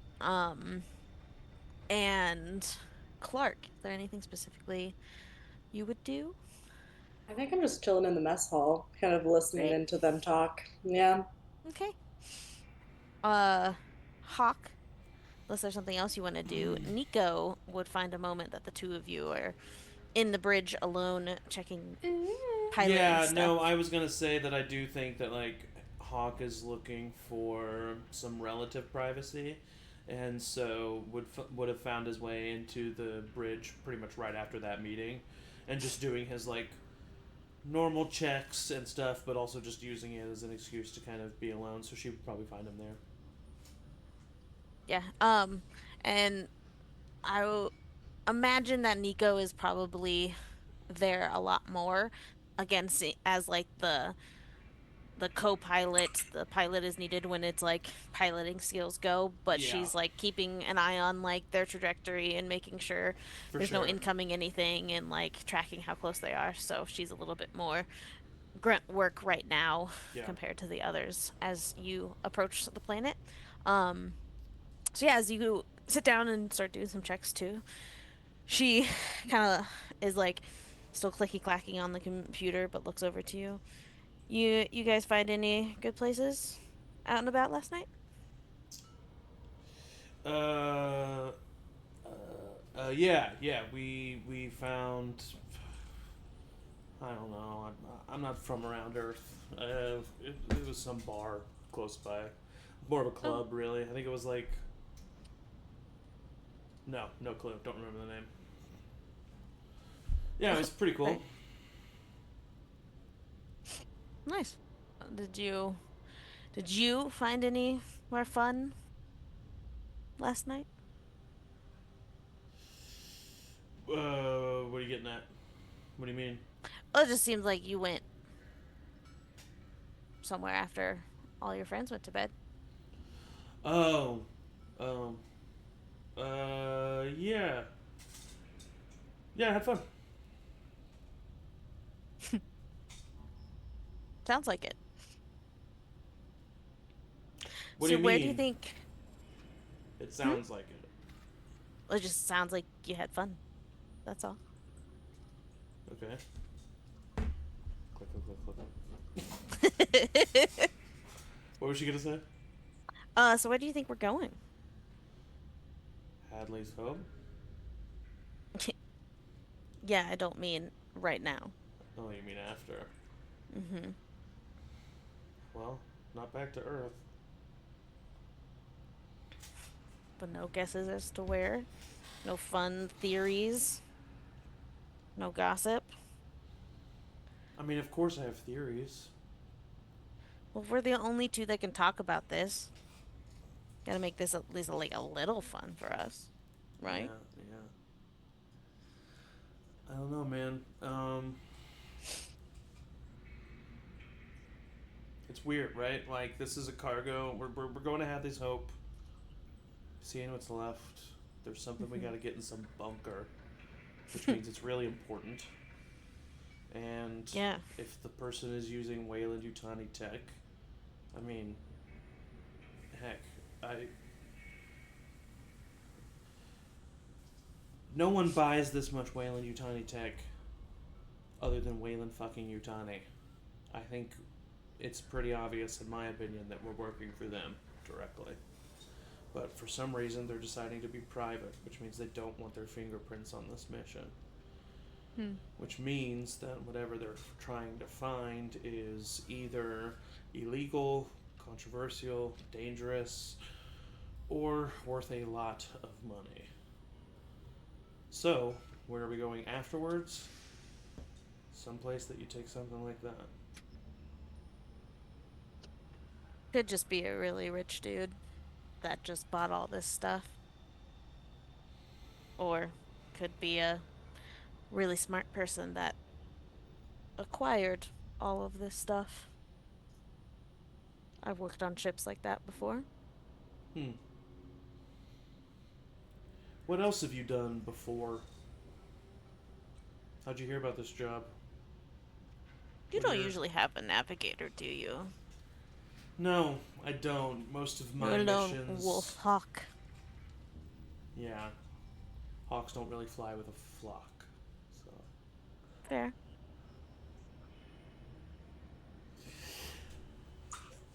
What are your qualifications? I'm a really good pilot. Not better than me. But I guess we'll see about that. It's Listen, true. I'm not trying to be your boss or anything. I don't want that relationship. I'm sure you're good at what you do because you're here and I'm good at what I do. So, obviously, you're on the same level playing field as me. You're a peer, you're not a subordinate. But respect is due. I'll go first. A few years in the military, multiple. I was a fighter pilot. Got discharged. Been doing some hodgepodge freelancing ever since then. This is definitely my biggest job in a long time. This is the fanciest ship I've piloted, but I'm still gonna pilot the fuck out of it. That's me. That's who I am. Hmm. Care to return the favor? I pretty much was the opposite, Hmm. but I don't think that makes me any less of a pilot. What do you mean? Opposite. You went I was a from... scavenger, Oh. pretty much born and raised on a scavenger ship, right up until the whole crew died. The whole So, crew? whole crew. Uh, I was pretty young at the time, so they apparently had feelings about killing a kid.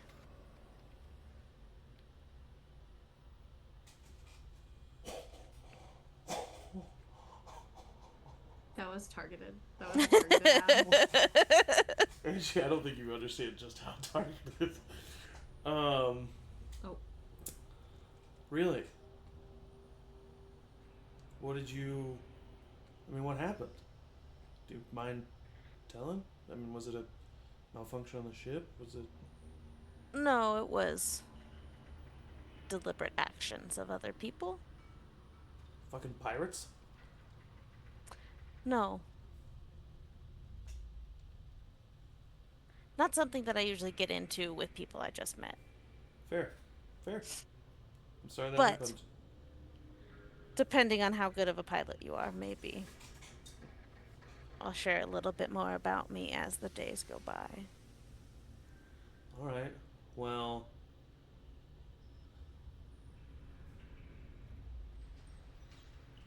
I look forward to working with you, Nico. But hey, Same.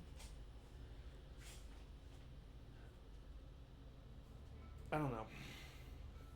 I don't know whether it's your years in the military or whether it's social anxiety, but something smells off. I don't understand why there's a science officer on this ship. Don't understand who can pay for this much Wayland Corp and not want to be talked about. And I know for a fact that Hadley's Hope was destroyed. And I know that it wasn't destroyed by an accident. You know that. Yes, I do. Not something you care to share? Not with someone I just met. Fair enough. But maybe if you're a good enough pilot, I'll share a thing or two. I look forward to hearing that story later. Just keep your head on a swivel, right? There might be a commander, a company representative, but we're the ones with our hands on the wheels, yeah? It's true. Okay. I think we've both seen some shit in various maybe a little different. Can't say I'm not curious to see how a big shot military pilot flies a ship. Well, I think I might be setting myself up for failure. I am used to piloting things maybe a little bit smaller, but I know how to handle. Uh, I there's nothing I could say after those words and it not sound weird. So Yeah, it's okay. I was about to say I know how to handle something this big too. So yeah. I didn't know. I thought about maybe saying even like a bigger woman, and then that obviously had like a lot of problems with it because anyway. What's wrong with bigger women, Zach? Who? What? someone's calling. Imagine. No, there was genuinely something I was going to say though, and I lost it on my stupid thing. Oh no, what was it? Yeah, I don't remember. But yeah, I think that he would just be like, yeah, I smell what you're stepping in, Nico. It doesn't smell bad. So, I talk in a lot of metaphors. I think that's another military thing. Interesting. So Kind of gathered that when you took the hawk thing a little too seriously, but it's a dope name, and I'm not saying the name. I'm just saying, literally saying you're a hawk that doesn't fly with the flock kind of thing. Listen, I learned how to talk from movies. Okay. So, once you get to know me, you'll realize that I'm just trying really hard. Interesting. Her screen in front of her has a little red light start flashing. Well, looks like we're actually getting close, and the cover of the bridge windshield starts to open, and in front of you, you can see the planet that Hadley's Hope is on, and we get closer and closer. And Holy shit, this site never gets old. and Mother announces this to the ship as well, that you are beginning your descent and approaching Hadley's Hope, and all of you come up to the bridge to see the descent as Hawk takes control and brings you closer and closer to the colony and closer to the absolute destruction in front of you. And as you get closer and closer, you see that the destruction has carried over to the landing pad. And you're going to have to do something before you can land safely near this colony. And that's where we're going to take a break before we figure out how to handle that. Holy moly! I looked up how to land a spacecraft, so I'm ready. I looked up how to land a spacecraft because I'm the pilot. Well, I gotta help you with the atmospheric drag. The atmospheric drag just happens on the planet. What I need your help with is the retro propulsion engines. Oh Okay, my god. fine. We'll do a gotta role talk. reversal. Okay, fine. We'll be right back. And welcome back. Where we left off, we had finally almost arrived to Hadley's Hope, but the catch is, currently the landing pad is covered in rubble. Various rocks from the surrounding area, pieces of building from the explosion. So knowing that, couple of options. As you all gather and kind of like watch this descent in awe of just being in space, I don't think that's a view that really ever gets old, of descending into a planet, especially one you haven't been to, and then just the awe of the destruction you see around as you kind of are currently hovering above Hadley's Hope. Angie, you, Kit immediately goes into kind of what does this mean mode, specifically of the equipment you have at your disposal that could clear this rubble so the ship can land. Troubleshoot. Exactly. So Commander has now joined you all and also assesses and turns to everyone and says, well, it is unfortunate but was not unexpected. That is why this ship is as equipped as it is. Kit, I defer to you and defer to your decisions and leadership on how best and safely to clear this rebel so we may land the ship safely, while reserving the right to say no. Why did Angie, pick the mechanic? I will say, kind of right off the bat, Yeah. easiest way to clear rubble is the tractor. There's a Yeah. bulldozer attachment, and these tractors, you have 4 tractors, and you have basically like every attachment that could go to those. You don't have 4 of each, but you have Yeah. every attachment that it kind of lists that Yeah. could go to these tractors. So you can put a bulldozer basically front on one of these tractors, Yeah. and it can clear this rubble in probably like 30 minutes.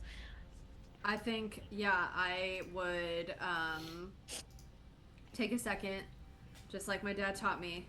Don't go for your first answer, because that's usually your most reckless. And I really, really, really just want to take some sort of ATV or whatever. But I'll look at Charlie, and then I'll look at the commander,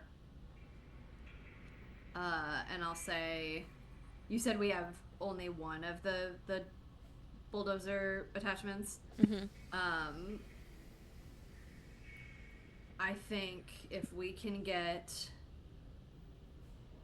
one of the tractors down with the bulldozer, I can clear it out in about 30 minutes. Charlie can be my eyes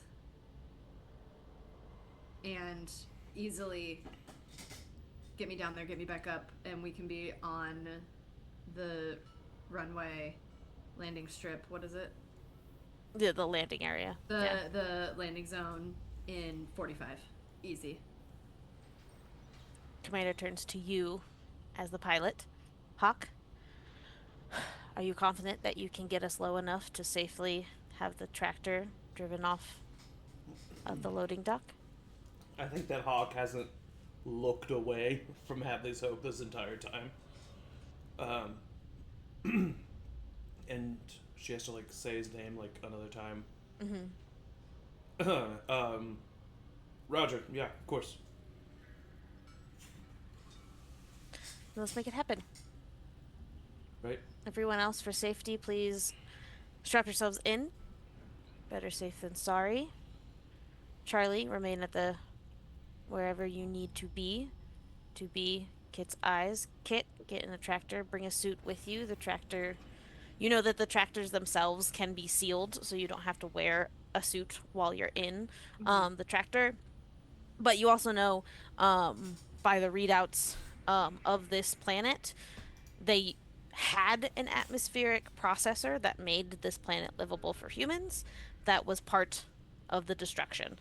So it is currently not actually breathable air for any of you. So if you do exit the ship, you will need some sort of life supply. So you can use the tractor basically as that. It has its own air tank associated with it, but you will be required by the commander to bring a suit as well, just in case. And it is likely that to be your eyes, given this is such a big ship, Charlie will be in a suit and tethered to the dock, being your eyes and on comms to he will tell you all the things. Charlie, I like clap him on the back. Let's go. Yeah. Okay. Yep. Let's do it. Like do a fist pump. Okay. Don't be a freak about this. Okay. I'm not You being. can do I'm this. just- No, you can do this. Okay. Okay. Yeah. Okay. Isn't? You're gonna be fine. Okay. Yeah. It's just been a long time since I've been tethered, but yeah, I'm sure it'll be good. Okay. I got you. You got me. Yep. Okay. To get ready.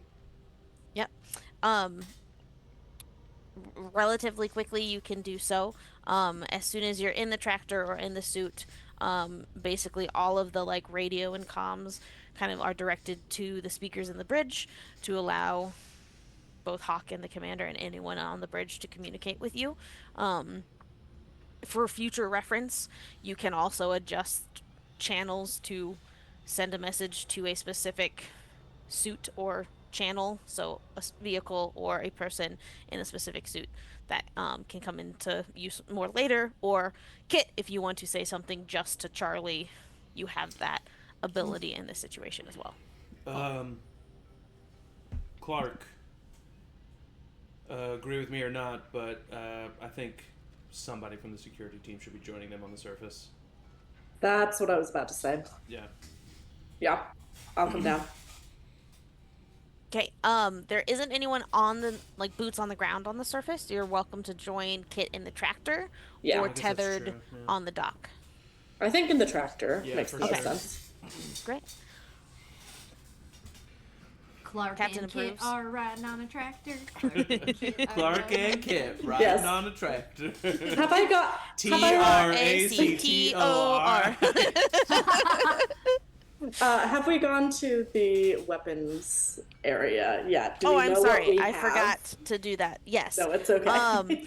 So, similarly, and I won't, and I don't think I listed them all even on the sheet, but basically, like, you have, several pistols, several rifles, like pulse rifles, probably a good amount, not necessarily in the armory, but you have like cutting torches that can also be makeshift weapons. You have one shotgun, and you have two flamethrowers. Oh, shit. So you have enough to arm most everyone with a different weapon, but Cool. not also to be a full like army kind of thing. For sure. Perfect. I think I bring down a pulse rifle Sure. with when getting ready. I think I grab one of those as Yeah, and you have the agency to make those decisions a lot. I think as a crew, you have already kind of gotten the feel that the commander trusts you to do your own job. You don't have to say like, Sorry. "Hey, can I get a pulse rifle? Hey, can I do this?" Like, as long as it's directly associated with your role on the ship and your Sure. directive you've been given, you have your own agency to make those kinds of decisions. Cool. So Kit gets in the tractor. Charlie gets hooked up, is tethered. As soon as he's hooked up in the suit, and as soon as, excuse me, you guys have grabbed your two suits and gotten into the tractor, sealed that, Charlie depressurizes the hangar itself so that you can open into the atmosphere of this world.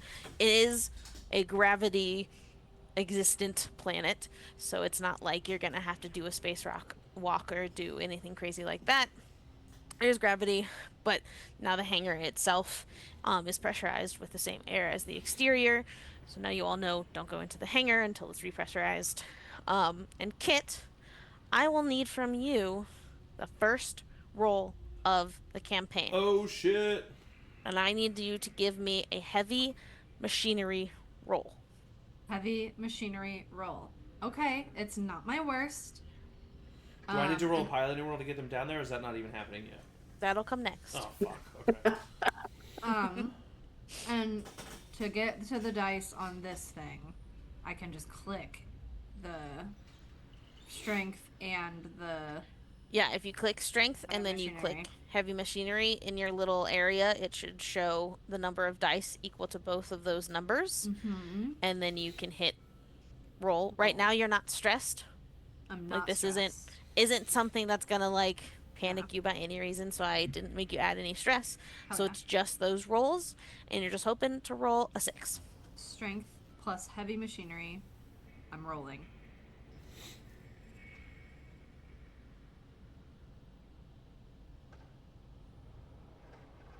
I did roll 1-6. Okay. I think, so right? That's the It's the cross. The weird, Yeah. yeah. yes, Yep. the symbol that appears, yeah. And it says So I can push it, but I'm not gonna do it. yes. So for reference and a reminder, you could push the roll. Basically, you keep that one success and you roll everything else. If you do that, your stress does go up. You don't need to do that at this point because you are successful, but if you fail completely, you can do that to try okay, again. thank you for the And then reminder. you have to use that stress level. Like if that was your first stress level, you use that dice in your next roll. But that's So when you I are could get a successful. scary thing. In the time that you estimated and allotted for, you're able to not only drive. Oh wait, actually before that, our pilot. please make a piloting check. Okay, so I want to like, so I like look over at Nico and I'm like, Nico, give me the ship, and I want to not only lower as low as I can, but then also try to tilt just Sure. ever so slightly to give just that much more ease for her to ramp on out. Okay. So same thing. I click agility, Mm-hmm. and then piloting. Mm-hmm. And And I'm not for neither of these rolls, I'm not adding or subtracting anything. Okay. So depending on the difficulty that I choose that this would be, I don't think this is out of either of your realms, so Okay. it's just a +0 from my end. But if it's like super windy day in a storm, stuff like that, I could say you're at a -2 to that Okay. roll, and then you would add that. You can never go to 0 dice, like you always have to roll at least one. Okay. Yeah. But depending on the situation, that's how kind of the difficulty is measured, is by what I say you add or subtract. Okay. All right. Here we go. Oof. That's 8 dice and not 1 6. So I will be pushing this roll. All right, so your stress goes up by 1. You have to. You have You something to add prove. that to your Yep. sheet, and now you will be rolling 9 dice, but have the chance to panic. Here we go. Here we go. Satellite radio hitting on y'all with a boom, boom. Boom. Okay, I got 1 6 out of 9 Wow. die. I know. Whew, all right. So, Thanks. by the Meant to skin be of your stressed. teeth, and I think you feel that pressure of like, okay, you're like trying to show off a little bit, Yeah.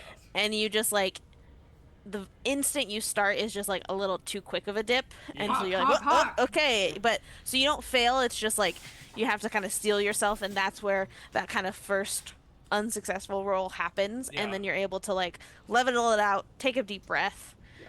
You have a feel for the ship now, Yeah. and with ease, you're able to lower the ship at an angle, It's alright, which it's makes it alright, it's alright. easy. She just needs some love. She just needs some love. So with ease, Kit is able to drive the tractor off the ship, and you all hear updates on the comms that says as they go, Charlie calling out like, there's a good sized boulder here, there's some rock there, there's some rebar here, wherever, to fully clear out this landing pad. It does take about 30 minutes. You are all still required to be seated just in case, as you have people that are tethered to the ship, you have people that are off the ship. To be safe, the commander kind of keeps you all in your seats until that is over. And once it is over, Zach, without rolling, Hawk is able to easily then land the ship for then the tractor to be returned to the Woo! ship after the fact. Amazing. Alright. Ladies and gentlemen, welcome to Hadley Soap. All right. Well, It's stanky down there. it looks like, and the commander kind of has her larger control panel in front of her, and she pulls up a couple things and says, looks like we do have a couple hours before the sun starts to set, and that is when the lightning storms are most common. So we're going to send out a quick crew to do some scouting for us. I'm going to say Kit and Charlie will both go out in an ATV, each with Clarke and Caden respectively. And for now, I'm going to send Gaius and Sasha as well. You are all just scouting. You will go west, trying to find the bunker that we are looking for. You will find it, you will assess it, and you will return before dark. Those are your orders. Get suited up, get in the ATVs, and get on your way as soon as you can. The rest of you are free to do what you so choose. It was me, Charlie, and who? You, Charlie, 2 security officers, so Clarke and Caden, and then Sasha will be going as well, just to ensure if there is an injury, the medic is with you. Cool. I think that Hawk fully stays on the bridge to be, like, to watch and observe the entire operation from the ship. Sure. As much as he can. Yeah. Yeah. Stay We'll in say that contact with the crew. you knew that in the direct, like the briefing, the I think it said that the bunker was west of the city itself, and so you positioned the ship to be facing so you can kind of see them leave and then see them return Okay. Sure. from the actual front of the ship. And then you also have like cameras set on the like docking bay itself so you can more easily see as they come and go. Um, two things for me, real quick, JMO. One, as I'm sitting at my station, I would like to pull up my personal communications, Mm-hmm. and I'm going to email my Uncle Charlie. Mm-hmm. And I'm going to say, hey, Uncle Charlie, just let you know, we made it just fine. Everything and everyone is okay.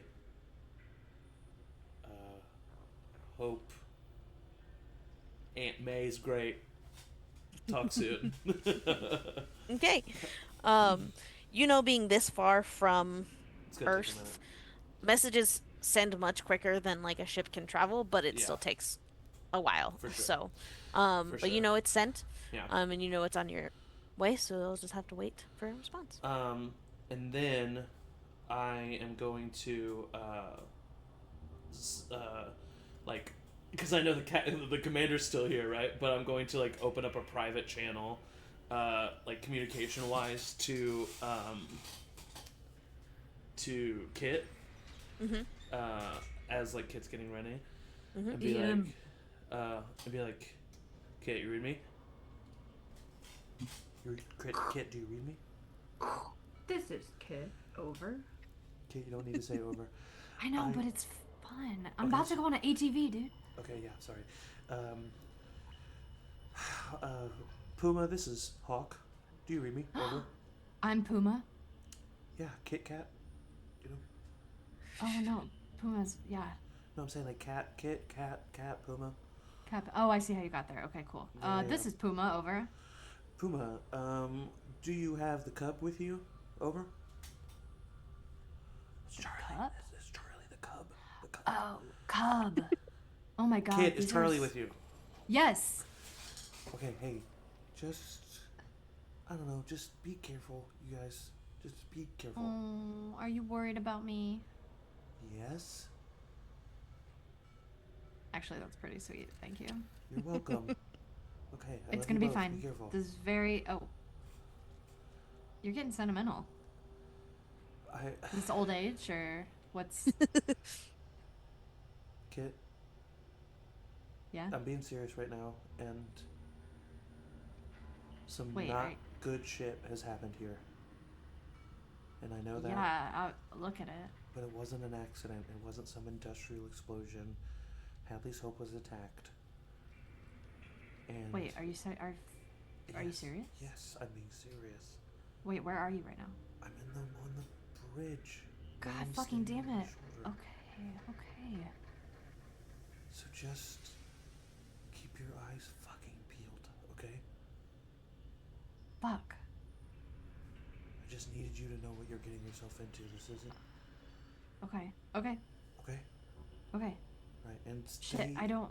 just- Can Charlie like stay back then? I don't want him to be a liability. Not that he's a liability. He's fine now, but he doesn't need this. I mean, it's a direct order. We're gonna cause more trouble if we. Okay. Yeah. He can hang. Actually, hold on.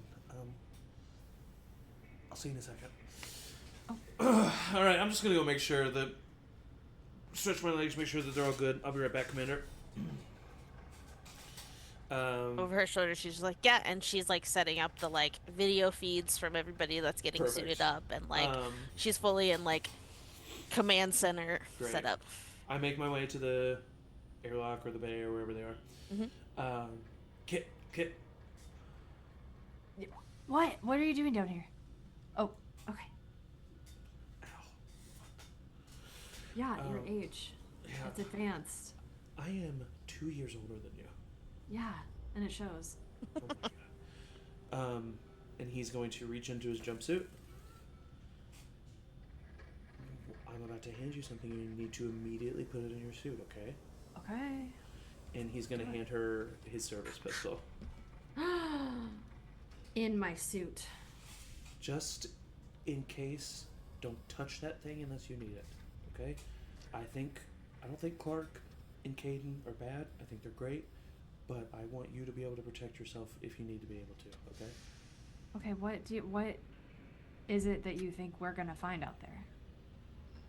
What attacked Hadley's Hope? Can I just make sure that there's absolutely no way anybody can hear me right now? Yeah, I would say at this point probably Caden and Clarke are at the armory to grab whatever other equipment you think you might need. Sophie, maybe Sasha is also gathering some to-go med bag to also bring. And then Charlie knows you guys well enough to probably not butt in if it's clear you're having your own conversation. So he's and there's no preparing the working vehicles. Joes around us. Not currently, no. Okay, because those are Strahd's crows, or his ravens. Okay, so yeah, I would say. Fuck, this is way heavy to get into right now. When I left the military, I was discharged dishonorably. I got kicked out.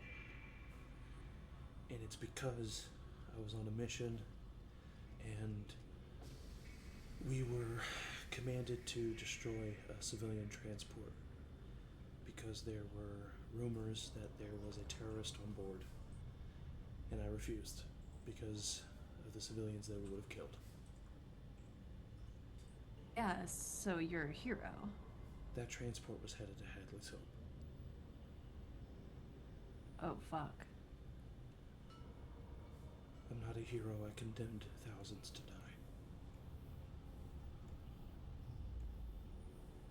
That's an impossible situation. We can talk That's an about it later. choice. I've dealt with it for years. It's not something I want to get into right now. This is a crazy thing to just drop on a cargo run. I know, but your dad told me to watch after you guys, and I'm gonna do it. Oh my god. Okay. I mean, yeah, thank you. Thank you. I will try to digest that information as quickly as possible. You're gonna do what you do, and you're gonna kick ass, and you're gonna be smart, and you're gonna be on your toes, and you're gonna figure out whatever you need to figure out when you need to figure it out, because that's what you do, and that's what you're good at. Well, if it makes you feel any better, I doubt that whatever suspected terrorist was on that unit is even alive out here, so. Probably not, but I don't know, maybe there's fucking mines, or maybe there's evil androids, or... Okay, you're doing the thing again. You're getting a little carried away. I learned how to talk from movies. Yeah, and you're learning how to think from them, too. Alright, yeah, just... I'll hold out my hand for his hand and do the, bro hug. Yeah. Take care of my little boy, okay? He'll be fine. And so will Charlie. And I look back at Caden. I think Hawk laughs and he goes, "That's funny because I was talking about my pistol." Oh. Yeah, but yeah, Charlie too. And I just walk away. Angie. Yeah. Its stress level goes up by 1. Oh no! I'm sorry! Oh, stress 1. I'm sorry, Angie. I didn't know I would do that. That's okay. This is exciting.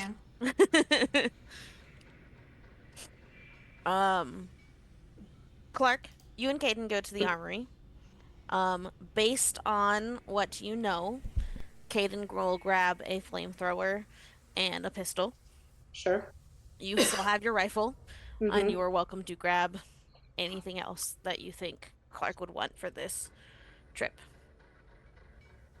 See, so there were 2 flamethrowers, pulse rifles. What else was in there? There's basically 2 of most 2 of everything. 2 pistols, 2 rifles, 2 flamethrowers, a single shotgun, and then I think 3 cutting torches is what I said. Okay. I think I'm gonna grab a cutting torch and stick with my pulse rifle. Okay. That means we've got everything covered.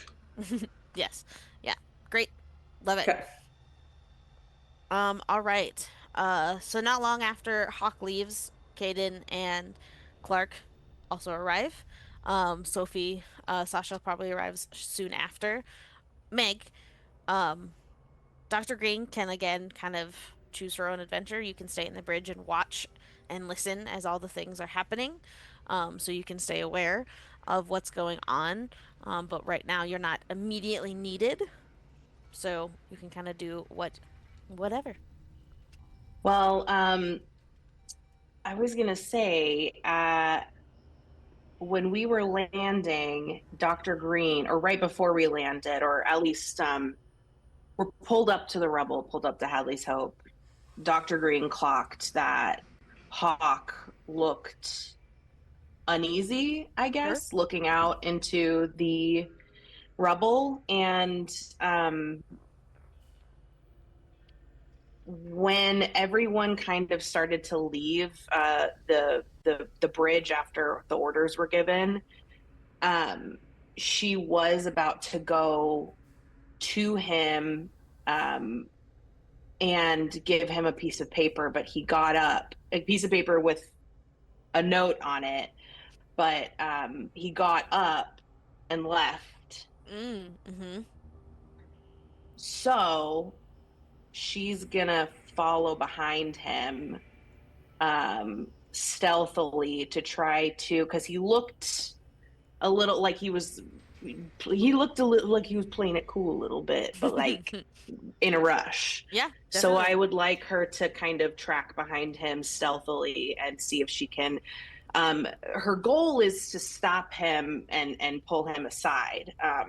So I guess maybe she doesn't, and she overhears a conversation that he has with Kit. Okay. I don't know. I would we'll play it as because the vehicle bay is quite large. So for you to like sneak all the way up on them, it's not like hiding around a corner unless you like sneak behind cars and get close enough to get to them. So I would say you're smart enough to know that like you'll catch them on the way out. And so I think you can easily make yourself look busy at like a nearby computer terminal or something as like you see everybody kind of come in. You see Sasha and Clarke and Caden all come in, and then it's not long after you see Hark coming out of the vehicle bay towards you. Cool. Would I have seen him kind of like talking a little secretly with Kit, even if I couldn't hear what they were I would say saying? so. I think you wouldn't hear, but again, you like were Yeah. following and then like probably entered, saw them clearly in some intense conversation, and was like, I'm not gonna try to And also sneak it over probably see here. Hawk looking stressed as he's walking away. Too. Oh yes, very. Okay. Yeah. And then Okay, Kit cool. looking 1 point more stressed. Okay. I want to stop him as he's walking, I guess, back to the bridge. Hawk, is it? Yeah, Hawk. Henry, but yeah, I Hawk. don't. Yeah. I don't think we've probably introduced ourselves. I know we gave introductions, but since we're starting what we're doing, I just wanted to say hello and nice to meet you. Hi. Yeah. No. Sorry. No, you're right. Dr. Green. It's a pleasure to meet you. Yes, and she's gonna go in for a handshake and slip him, and there will be a piece of paper. You on see that it. he's like. You definitely see that like, because he was stressed and leaving this conversation.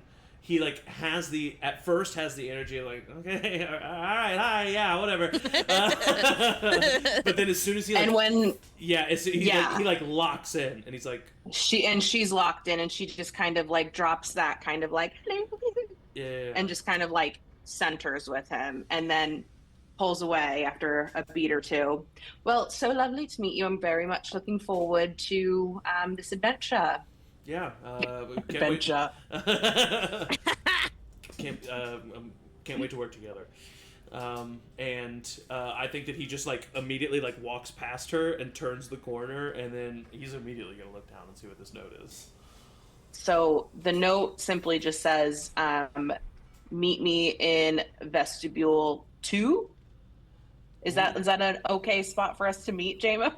Is Yeah, that so like that okay? one's like a holding area for the like bigger robotic looking suits that are meant to like withstand more like intense weather or terrain, but they're not like mobile ones, so they're different from the spacesuits that you would wear on a day to day, but that's like the area you would put those on so should you need them. Okay. And is it pretty actually, I'm sorry. Can I just backtrack and say meet me in the storage module? Because I feel like maybe that's Yeah, I was gonna say Vestibule 2 was very close to the bridge, so like okay, people yeah, will be because coming in and out if they're like leaving, but yeah. I initially had that planned when I thought he was just gonna be chilling at the on the bridge. Okay. It's gonna say meet me in the storage module. Okay, yeah. I mean, And he that's would like simply as that. he as soon as he reads that, I would say he immediately goes there. Cool. Okay. She's gonna type, whatever, do look natural, and then mosey her way over there as well. Amazing. Um, let trying to think best way. So I'm gonna do those leaving first, and then we'll come back to ship shenanigans. Yeah. So, Sounds great. these ATVs are basically a driver and a passenger. So one more driver will be needed for since 6 total are going. Um, I would say either Clarke or Caden can likely be that driver. And I would guess Clarke probably has some experience driving something like this, and so Caden would kind of look to you first, to see if don't want to step on any toes if that is something that Clarke would want. Yeah, So, sure. Yes. okay. So we're gonna do Clarke and Sasha are buddied up in an ATV. And then Kit and Caden and Charlie and who was the other person I said was going? Was there only 5 of you? It was only 5, yeah. Oh, okay. Gaius, he also said. Yeah. What? So Gaius also. Oh yes, Gaius Oh, was. And so Gaius? Charlie and Gaius is also in Oh, the third he's one. gonna get God. I'm gonna push him in front of an alien. So you have you know that the bunker is roughly 10 to 20 kilometers away, probably close to 15, right in the middle of that. But basically, as soon as you get about 10 kilometers away, they want you to start looking and keep an eye out. As you leave, Gaius kind of says this bunker is likely kind of nestled into the side of a mountain or cliff. You notice this whole kind of planet is pretty mountainous. It has very like Mars-like red dirt and random and small but like super tall mountainous crags kind of everywhere. Crags, whatever they're called. Eggs. And so likely tucks kind of into one that like goes into the mountain and maybe down will likely be this bunker. And it might be that because of the explosions, earthquakes, avalanches, whatever it might be, the entrance might be covered with rocks. So that is something that you have to kind of keep your eyes peeled for. With these ATVs at going close to top speed, which I'm sure Kit especially is doing, you can probably get there in about 10 minutes. It's pretty quick zoom. And then probably closer to 10 to 20 of searching as you're getting farther and away and actually like looking in various places. So if in those pairings there's any conversations you want to happen. So Kit, if you have anything to talk to Caden with, or Sasha and Clarke, if you guys want to have a movement, we can do that. Otherwise, I'm going to ask you guys for a passive observation roll. So no risk if you do fail, but that is how we will deem who spots this bunker. Yes, Sophie. I think like as we get ready to go, Sasha's like, oh, I guess I do have to be out in the field. And we're like kind of hanging back, and then like we start pairing off on ATVs, and it's like, cool, I have to be on this one. All right, yeah, hey Clarke. And they like get their gear and get on the back, and like Clarke's gonna drive, I guess. And hey, sorry about maybe the other night coming on a little strong. Don't mention it. I forgot already. If you want me to. I thought I didn't have that much to drink, but my words were a little slippery, I guess. So, but now is the time to be professional. I'm professional, so professional. So professional. All right, then. Totally forgotten. Anyway, that's a big gun. Mm-hmm. Do you know anything about these? I mean, I served. I was about to say, I was like... It's been a minute, for sure, but yeah, I mean, mostly was patching bullet wounds than handing them out. But For sure. I mean, yeah, no, I've got a skill point in ranged combat, so Very impressive. I like that Sasha probably said it exactly like that. Yeah. Listen, though. I do have this pulse rifle. I also grabbed this cutting tool. I think just to be safe, I'm going to give you this. The cutting tool. Just so you have something. Oh, sure. We're yeah, both no. on this thing. You have eyes as well. Yeah. Do you feel comfortable with that?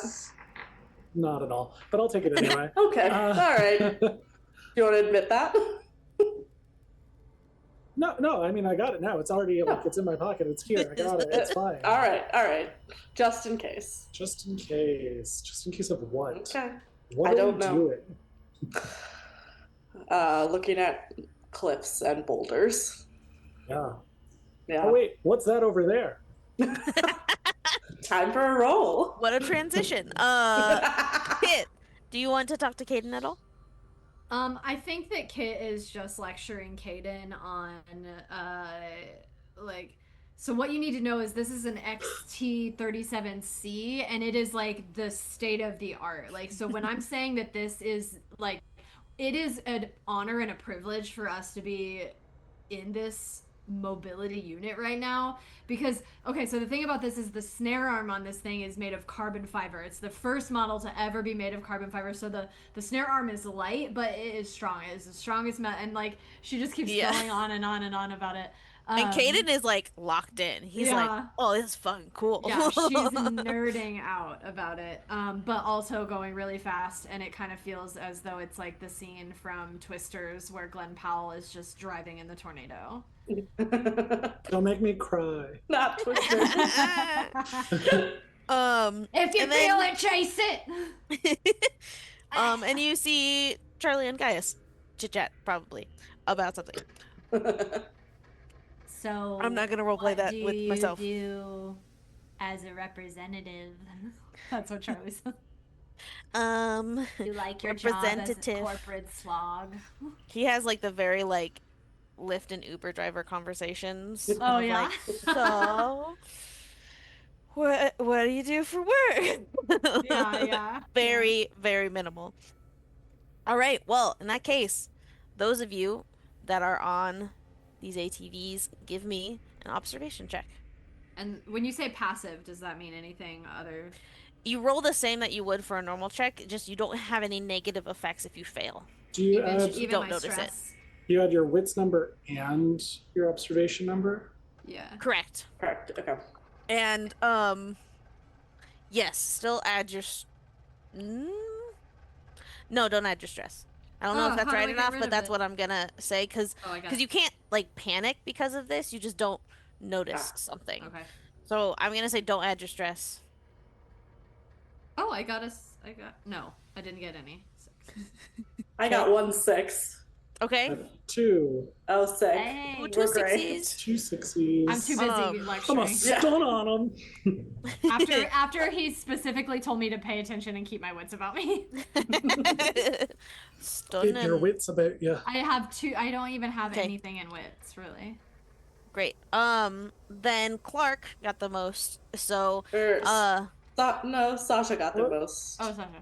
I got 2. two oh, I'm successes. I sorry. got 1. Yep, I had that backwards. Sasha, as you are chatting, driving around, being on the lookout, you can tell that whatever sun lights this planet is beginning to set in some way. And you know that it'll be time very soon to turn around. And out of the corner of your eye, you notice on the side of one of these tall but thin cliffs, you notice a pile of rock that at the very top, you see the faintest glow of what could be light coming through and between a couple of these big boulders that have fallen from somewhere on this structure. And you point it out to everyone, and everyone kind of takes their ATVs closer. And as you get closer, all of you can see this light kind of coming from beneath this pile of boulders and rocks. Um, and you park the ATVs and you approach. And Gaius takes a look and kind of starts like peering a little bit closer to see if he recognizes anything. You all can do the same. And pretty easily, you can tell that there is some light source amongst this rubble, and are pretty confident that this is the bunker that you're looking for. Kit, what you know is that you're going to have to bring the tractors out here because there's no way you guys, by sheer manpower, can clear all of these rocks and boulders and everything that's clearly blocking this entrance. So you'll probably need both a bulldozer and probably a second tractor with either like a crane or some sort of attachment to like pick up and move the large stuff that the boulder can't just push out of the way.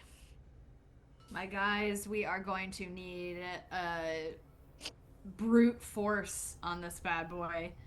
Easily 2 tractors down on the ground. Gaius turns to you and asks, how long do you think it would take to clear all of this away? I probably would say how much time. With 2 tractors, probably like a full 8-hour day. Like it's Yeah. a lot. We're It's talking lot. a full 8, a whole work day. Union lunch break included. Sure, yeah, of course. Excellent. Well, we can get started on that first thing in the morning then. Commander, did you catch all of that? You hear her come over the comms. Yes, that all sounds good. I did just get word that, or get a reading that one of the lightning storms is approaching more quickly, so make double time to return to the ship right now, and we have marked the location to return in the morning. Easy enough. Roll back. Day 1 success, y'all. So you all come Race ya. back. Zoom. So you all This come bad back to boy the ship, gets 220 kilometers. and during that time that you are searching for this bunker, we have a side conversation to return to. Okay, so I'm gonna meet, or Dr. Green's gonna meet Hawk in the storage module. She's gonna come in through the door, kind of high energy. Hawk, thank you so much for meeting me. This is the I'm most sorry. Forward, this is the most forward anyone's ever been. I just need you to know that right now might not be the best time. I'm just kidding. I'm sorry. I had to break the ice. I'm sorry. I get nervous. I learned how to talk from movies. This is quite. What does she want to say? It's all right to be nervous because I could see the look on your face that when we were landing, you looked a little unwell. Oh, did I? She's gonna kind of walk hastily through all the storage, check and make sure there's no androids or anyone doing anything in there. Don't see anyone. Okay.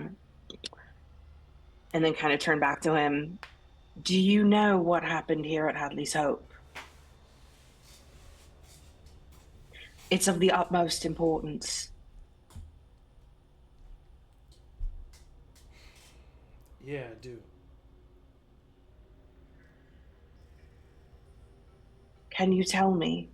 I know we don't know each other and you have no reason to trust me, but I'm begging you to trust me. How do you... How... Okay. Okay. Let me tell you something That's okay. to Yeah. hopefully Yes. to hopefully gain your trust. Okay. I worked for Wayland Utani for 30 years. I was a scientist. Simple, plain and simple.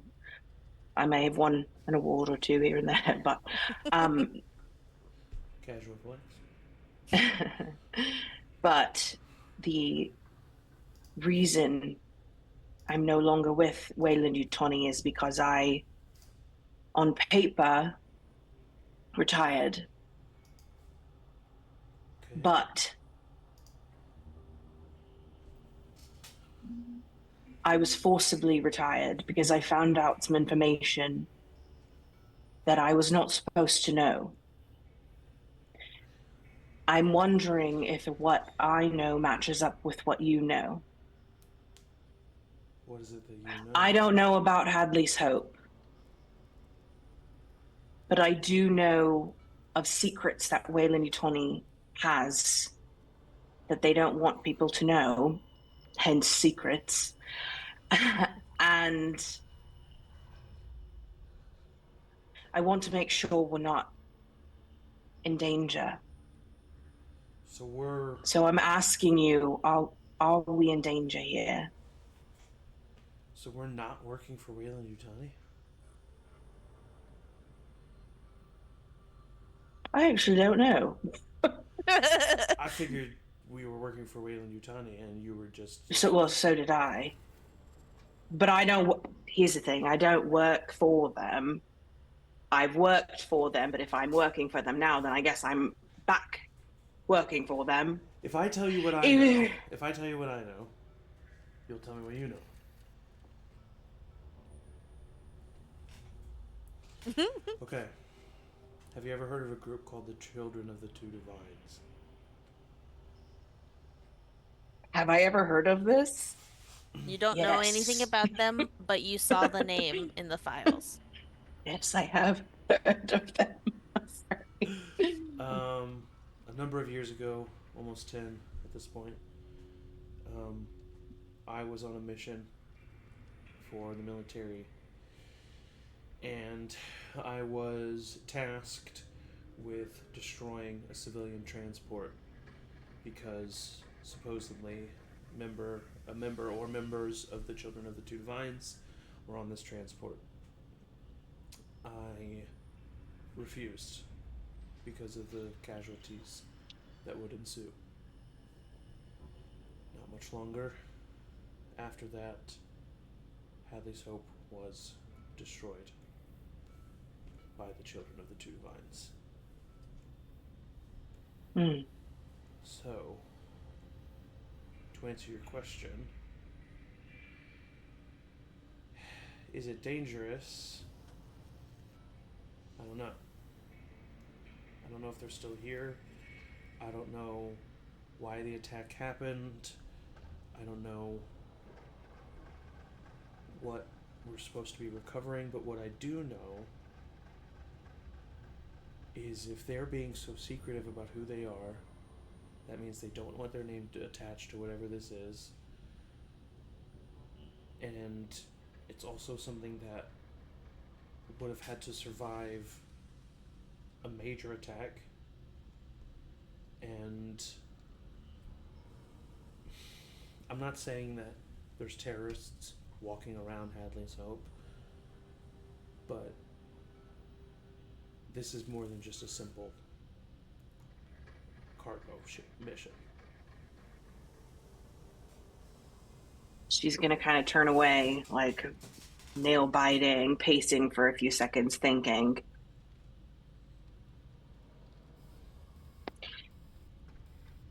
I don't know if Wayland Utani is the supplier for this, but we can kind of assume it's quite nice in here. Who else would this be? Right. If it is them, they've kept secret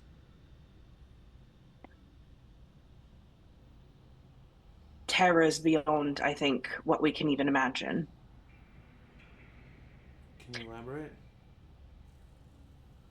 I was fired because I accidentally made my way into, or possibly retired, accidentally made my way into a hidden database for only a few short moments.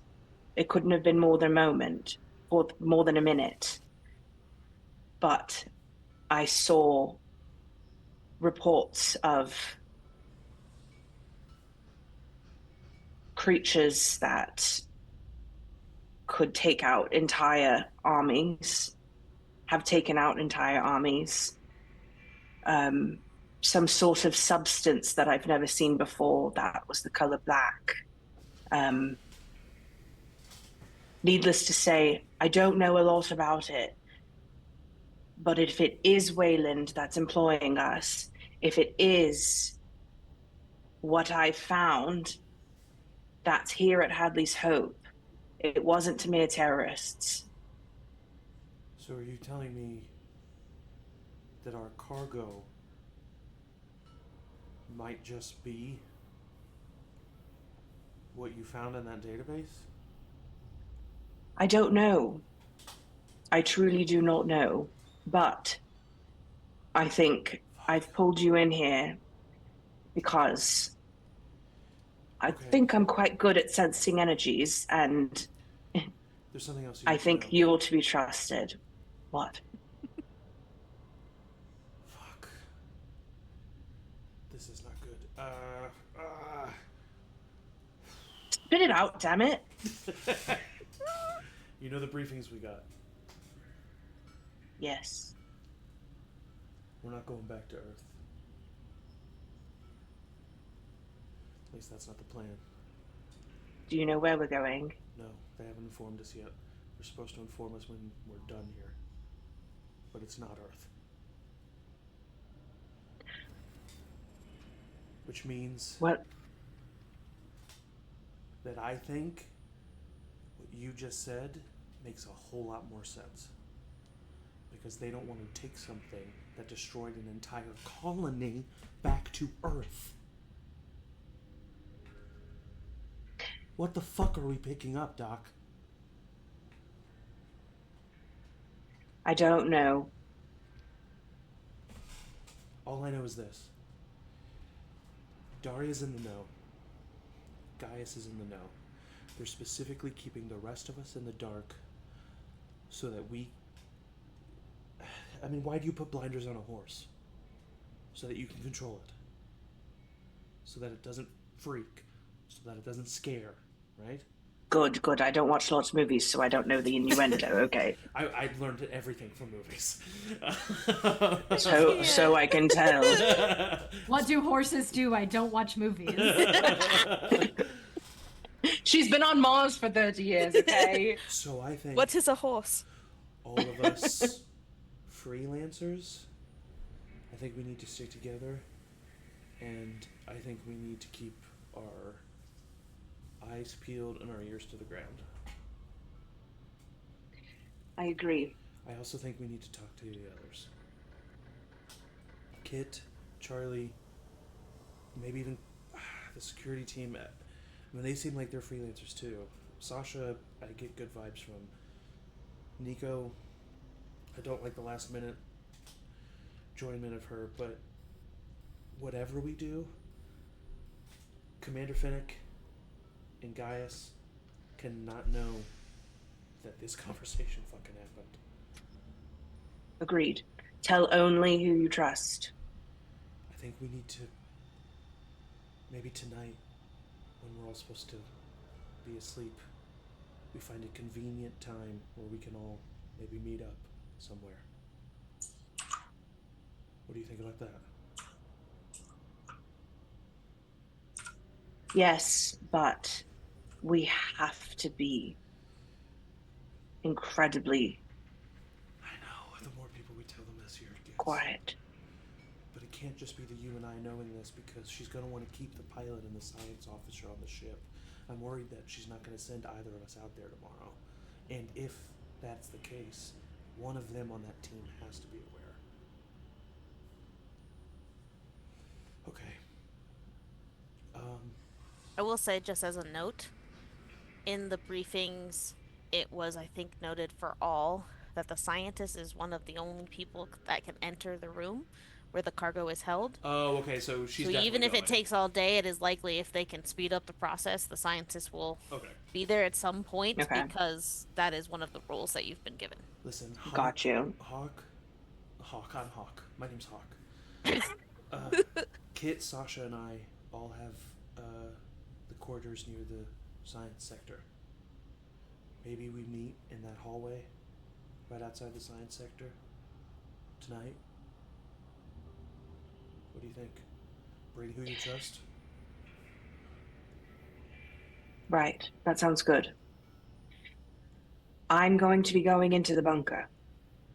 Oh, So fuck. Okay. so I at least I'll know that there's backup outside if anything goes wrong in there. I got you back for sure. There's one more thing I want you to know. Oh God. Yeah. This must stay between us. Okay. I do know that it's live. You know that what we're getting in the bunker is alive. Yes. Then But it I've has to worked be- with a lot of sciencey stuff. What is it called? I worked with a I lot made of myself- sciencey stuff. I'm sorry, I just like broke the tension. I have worked with a lot of organisms that live and are not harmful, but they live even though they don't look like they live. Okay. So I'm just saying we have to be on our toes for the absolute worst that could be in that bunker. Yeah, we have to make sure that at least Kit is aware. But how about this? So that we can trust each other. One, that will stay in between us. Because you're right, it could jeopardize the others even wanting to go, which is not something We can don't want to afford scare right now. them. Yeah. But how about this? What we tell the others, we don't tell them about the creatures, and we don't tell them about Earth. Not yet. But what we do tell them is what I've told you about the terrorists, and that you know that whatever is in the bunker is most likely dangerous. Yes, that sounds good. That way, if anything about the creatures or Earth goes around, we'll know we can't trust the other one. That's good. That's good, Hawk. That's good planning. I knew I could trust you. I might have done some smuggling on the side. Interesting. Nothing, people like drugs. Drugs. I've never taken drugs, so that'll be interesting. Okay, well, just keep being friends with Sasha, and she'll offer you some eventually. Right. Okay. So, if what you're saying, I gotta go. I gotta go to the bridge. I gotta make sure they're okay. If what you're saying is true. right. Thank you for trusting me. Thank you for trusting me. I agree with you. I feel like any of us that were brought in as the freelancers, I feel like we can trust each other because they're keeping us in the dark for a reason. Agreed. All right. Maybe you wait a little bit after me so that people don't you know, leave the storage Or- module. And Hey. she'll make her way to the lab a little bit later. Yeah. All right. Um, Eventually, those that were out on the ATVs rush back. You see what the commander said of an approaching lightning storm, much more intense than any lightning storm that would happen on Earth or Mars or anywhere kind of in that solar system. Um, and it just tears through and around the ship. The ship itself is protected enough to withstand it, but you can hear the high winds, you can hear the crack of thunder as an extremely large lightning bolt hits. And I will say, um, for the sake of brevity, you all have dinner because it's been a long day, because you've gotten out of cryo sleep. It's pretty much dinner, and then everyone's exhausted and wanting to go to sleep. In the night, the working Joes are frequenting around the ship a lot. That is when they seem to wake up. That is when they seemed to clean things, put away things, organize things. It is unlikely you will have a chance without them Okay. during the night. But knowing that hopefully most of you will go to site tomorrow, you can likely have a chance to kind of pull people away at various times. Yeah. It makes sense that we just like could never find a moment to like. Yeah, make it happen, exactly. You know? Everything was so busy. Yeah. So the next morning, the commander sends basically everyone out to site. The ATVs are picked up. You send both tractors. It takes a little longer to get to that location drive an with the ATV? tractors. Yeah. Yes. So all four ATVs are out. Charlie and Kit drive a tractor. Everybody's in their spacesuits, ready to go. You spend the day clearing the rubble. I'm going to expedite this a little bit so we can get to the wrap up point of the session. Oh, good. But so you get to a point where the rubble is cleared and you can very clearly see a like basically armored door that is leading to a bunker and a big red lamp light that you see on the exterior still shining as if power is still on in this location, which Gaius explains as the bunker itself is solar powered. So as long as there's sun at some point of the day, probably a lot of things aren't even on. So the whole kind of bunker seems to run on solar energy. He walks up, inputs a code into a pad lock on the exterior of the door, and the door opens up. From that point, he nods to the scientist. You are all welcome in the bunker. The instruction said specifically the scientist and Gaius are allowed in the secure room that they believe this cargo to be in. So you all on guard enter the bunker, start searching around until you get to the room itself. Guy seems to have some sort of map on his tablet of the bunker and knows kind of how to navigate down a couple hallways to get to this room. As he does, and as he kind of basically he gets to a point and says, "Well, everyone else, please wait here. Be on guard just in case someone did get in here. I highly doubt they did, but just be on guard. Dr. Green and I will continue on and come back with the cargo." And Dr. Green, you walk down the hallway and take another turn, so you're plenty out of sight from everyone else. You see Gaius put into the keypad another code to get into this room, and you hear the of the door sliding open. And you see a science lab, not unlike the one on the ship, just in a bunker underground. There's some dust covering everything, but since it was a pretty secure bunker, the lights are still on. Things seem to be working, but almost like on display in the center of this room is a case. And Gaius walks right up to it and says, good. This is the asset. This is what we need to bring back. And as you approach, you see it is some sort of sealed tub. It looks pretty sturdy, pretty durable, and it has a monitor screen on one side. It almost kind of looks like a microwave where there's some clear or frosted glass to maybe be a viewing area, and then a readout that says the various readings of what is contained in, or what is the atmosphere within this unit. You see that it is currently plugged into a power source, and you can pretty easily pick up on the fact that upon closer inspection, this is like a more intense cryo state for whatever is inside of this tub. And as you're inspecting this, you hear coming around the corner in this room a woman's voice say, "Oh, well, it's about time." And you turn and see a woman, short blonde hair, piercing eyes, hands on her hips in like an officey but still kind of disheveled outfit. And Gaius turns to her and says, "Oh, Miss Clayton, I was really hoping that you had made it out okay." And that's where we're ending today's session. What? Oh my god. Clayton.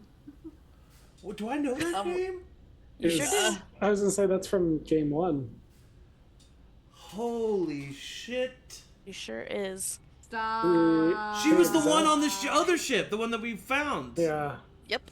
Holy. Holy.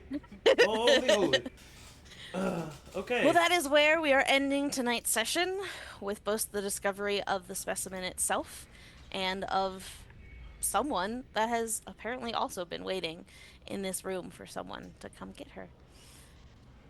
So with that, we'll pick up next time. Thank you to you all. Amazing players, amazing story. I'm so excited to see where this will go. Me too. And as always, everybody say bye-bye.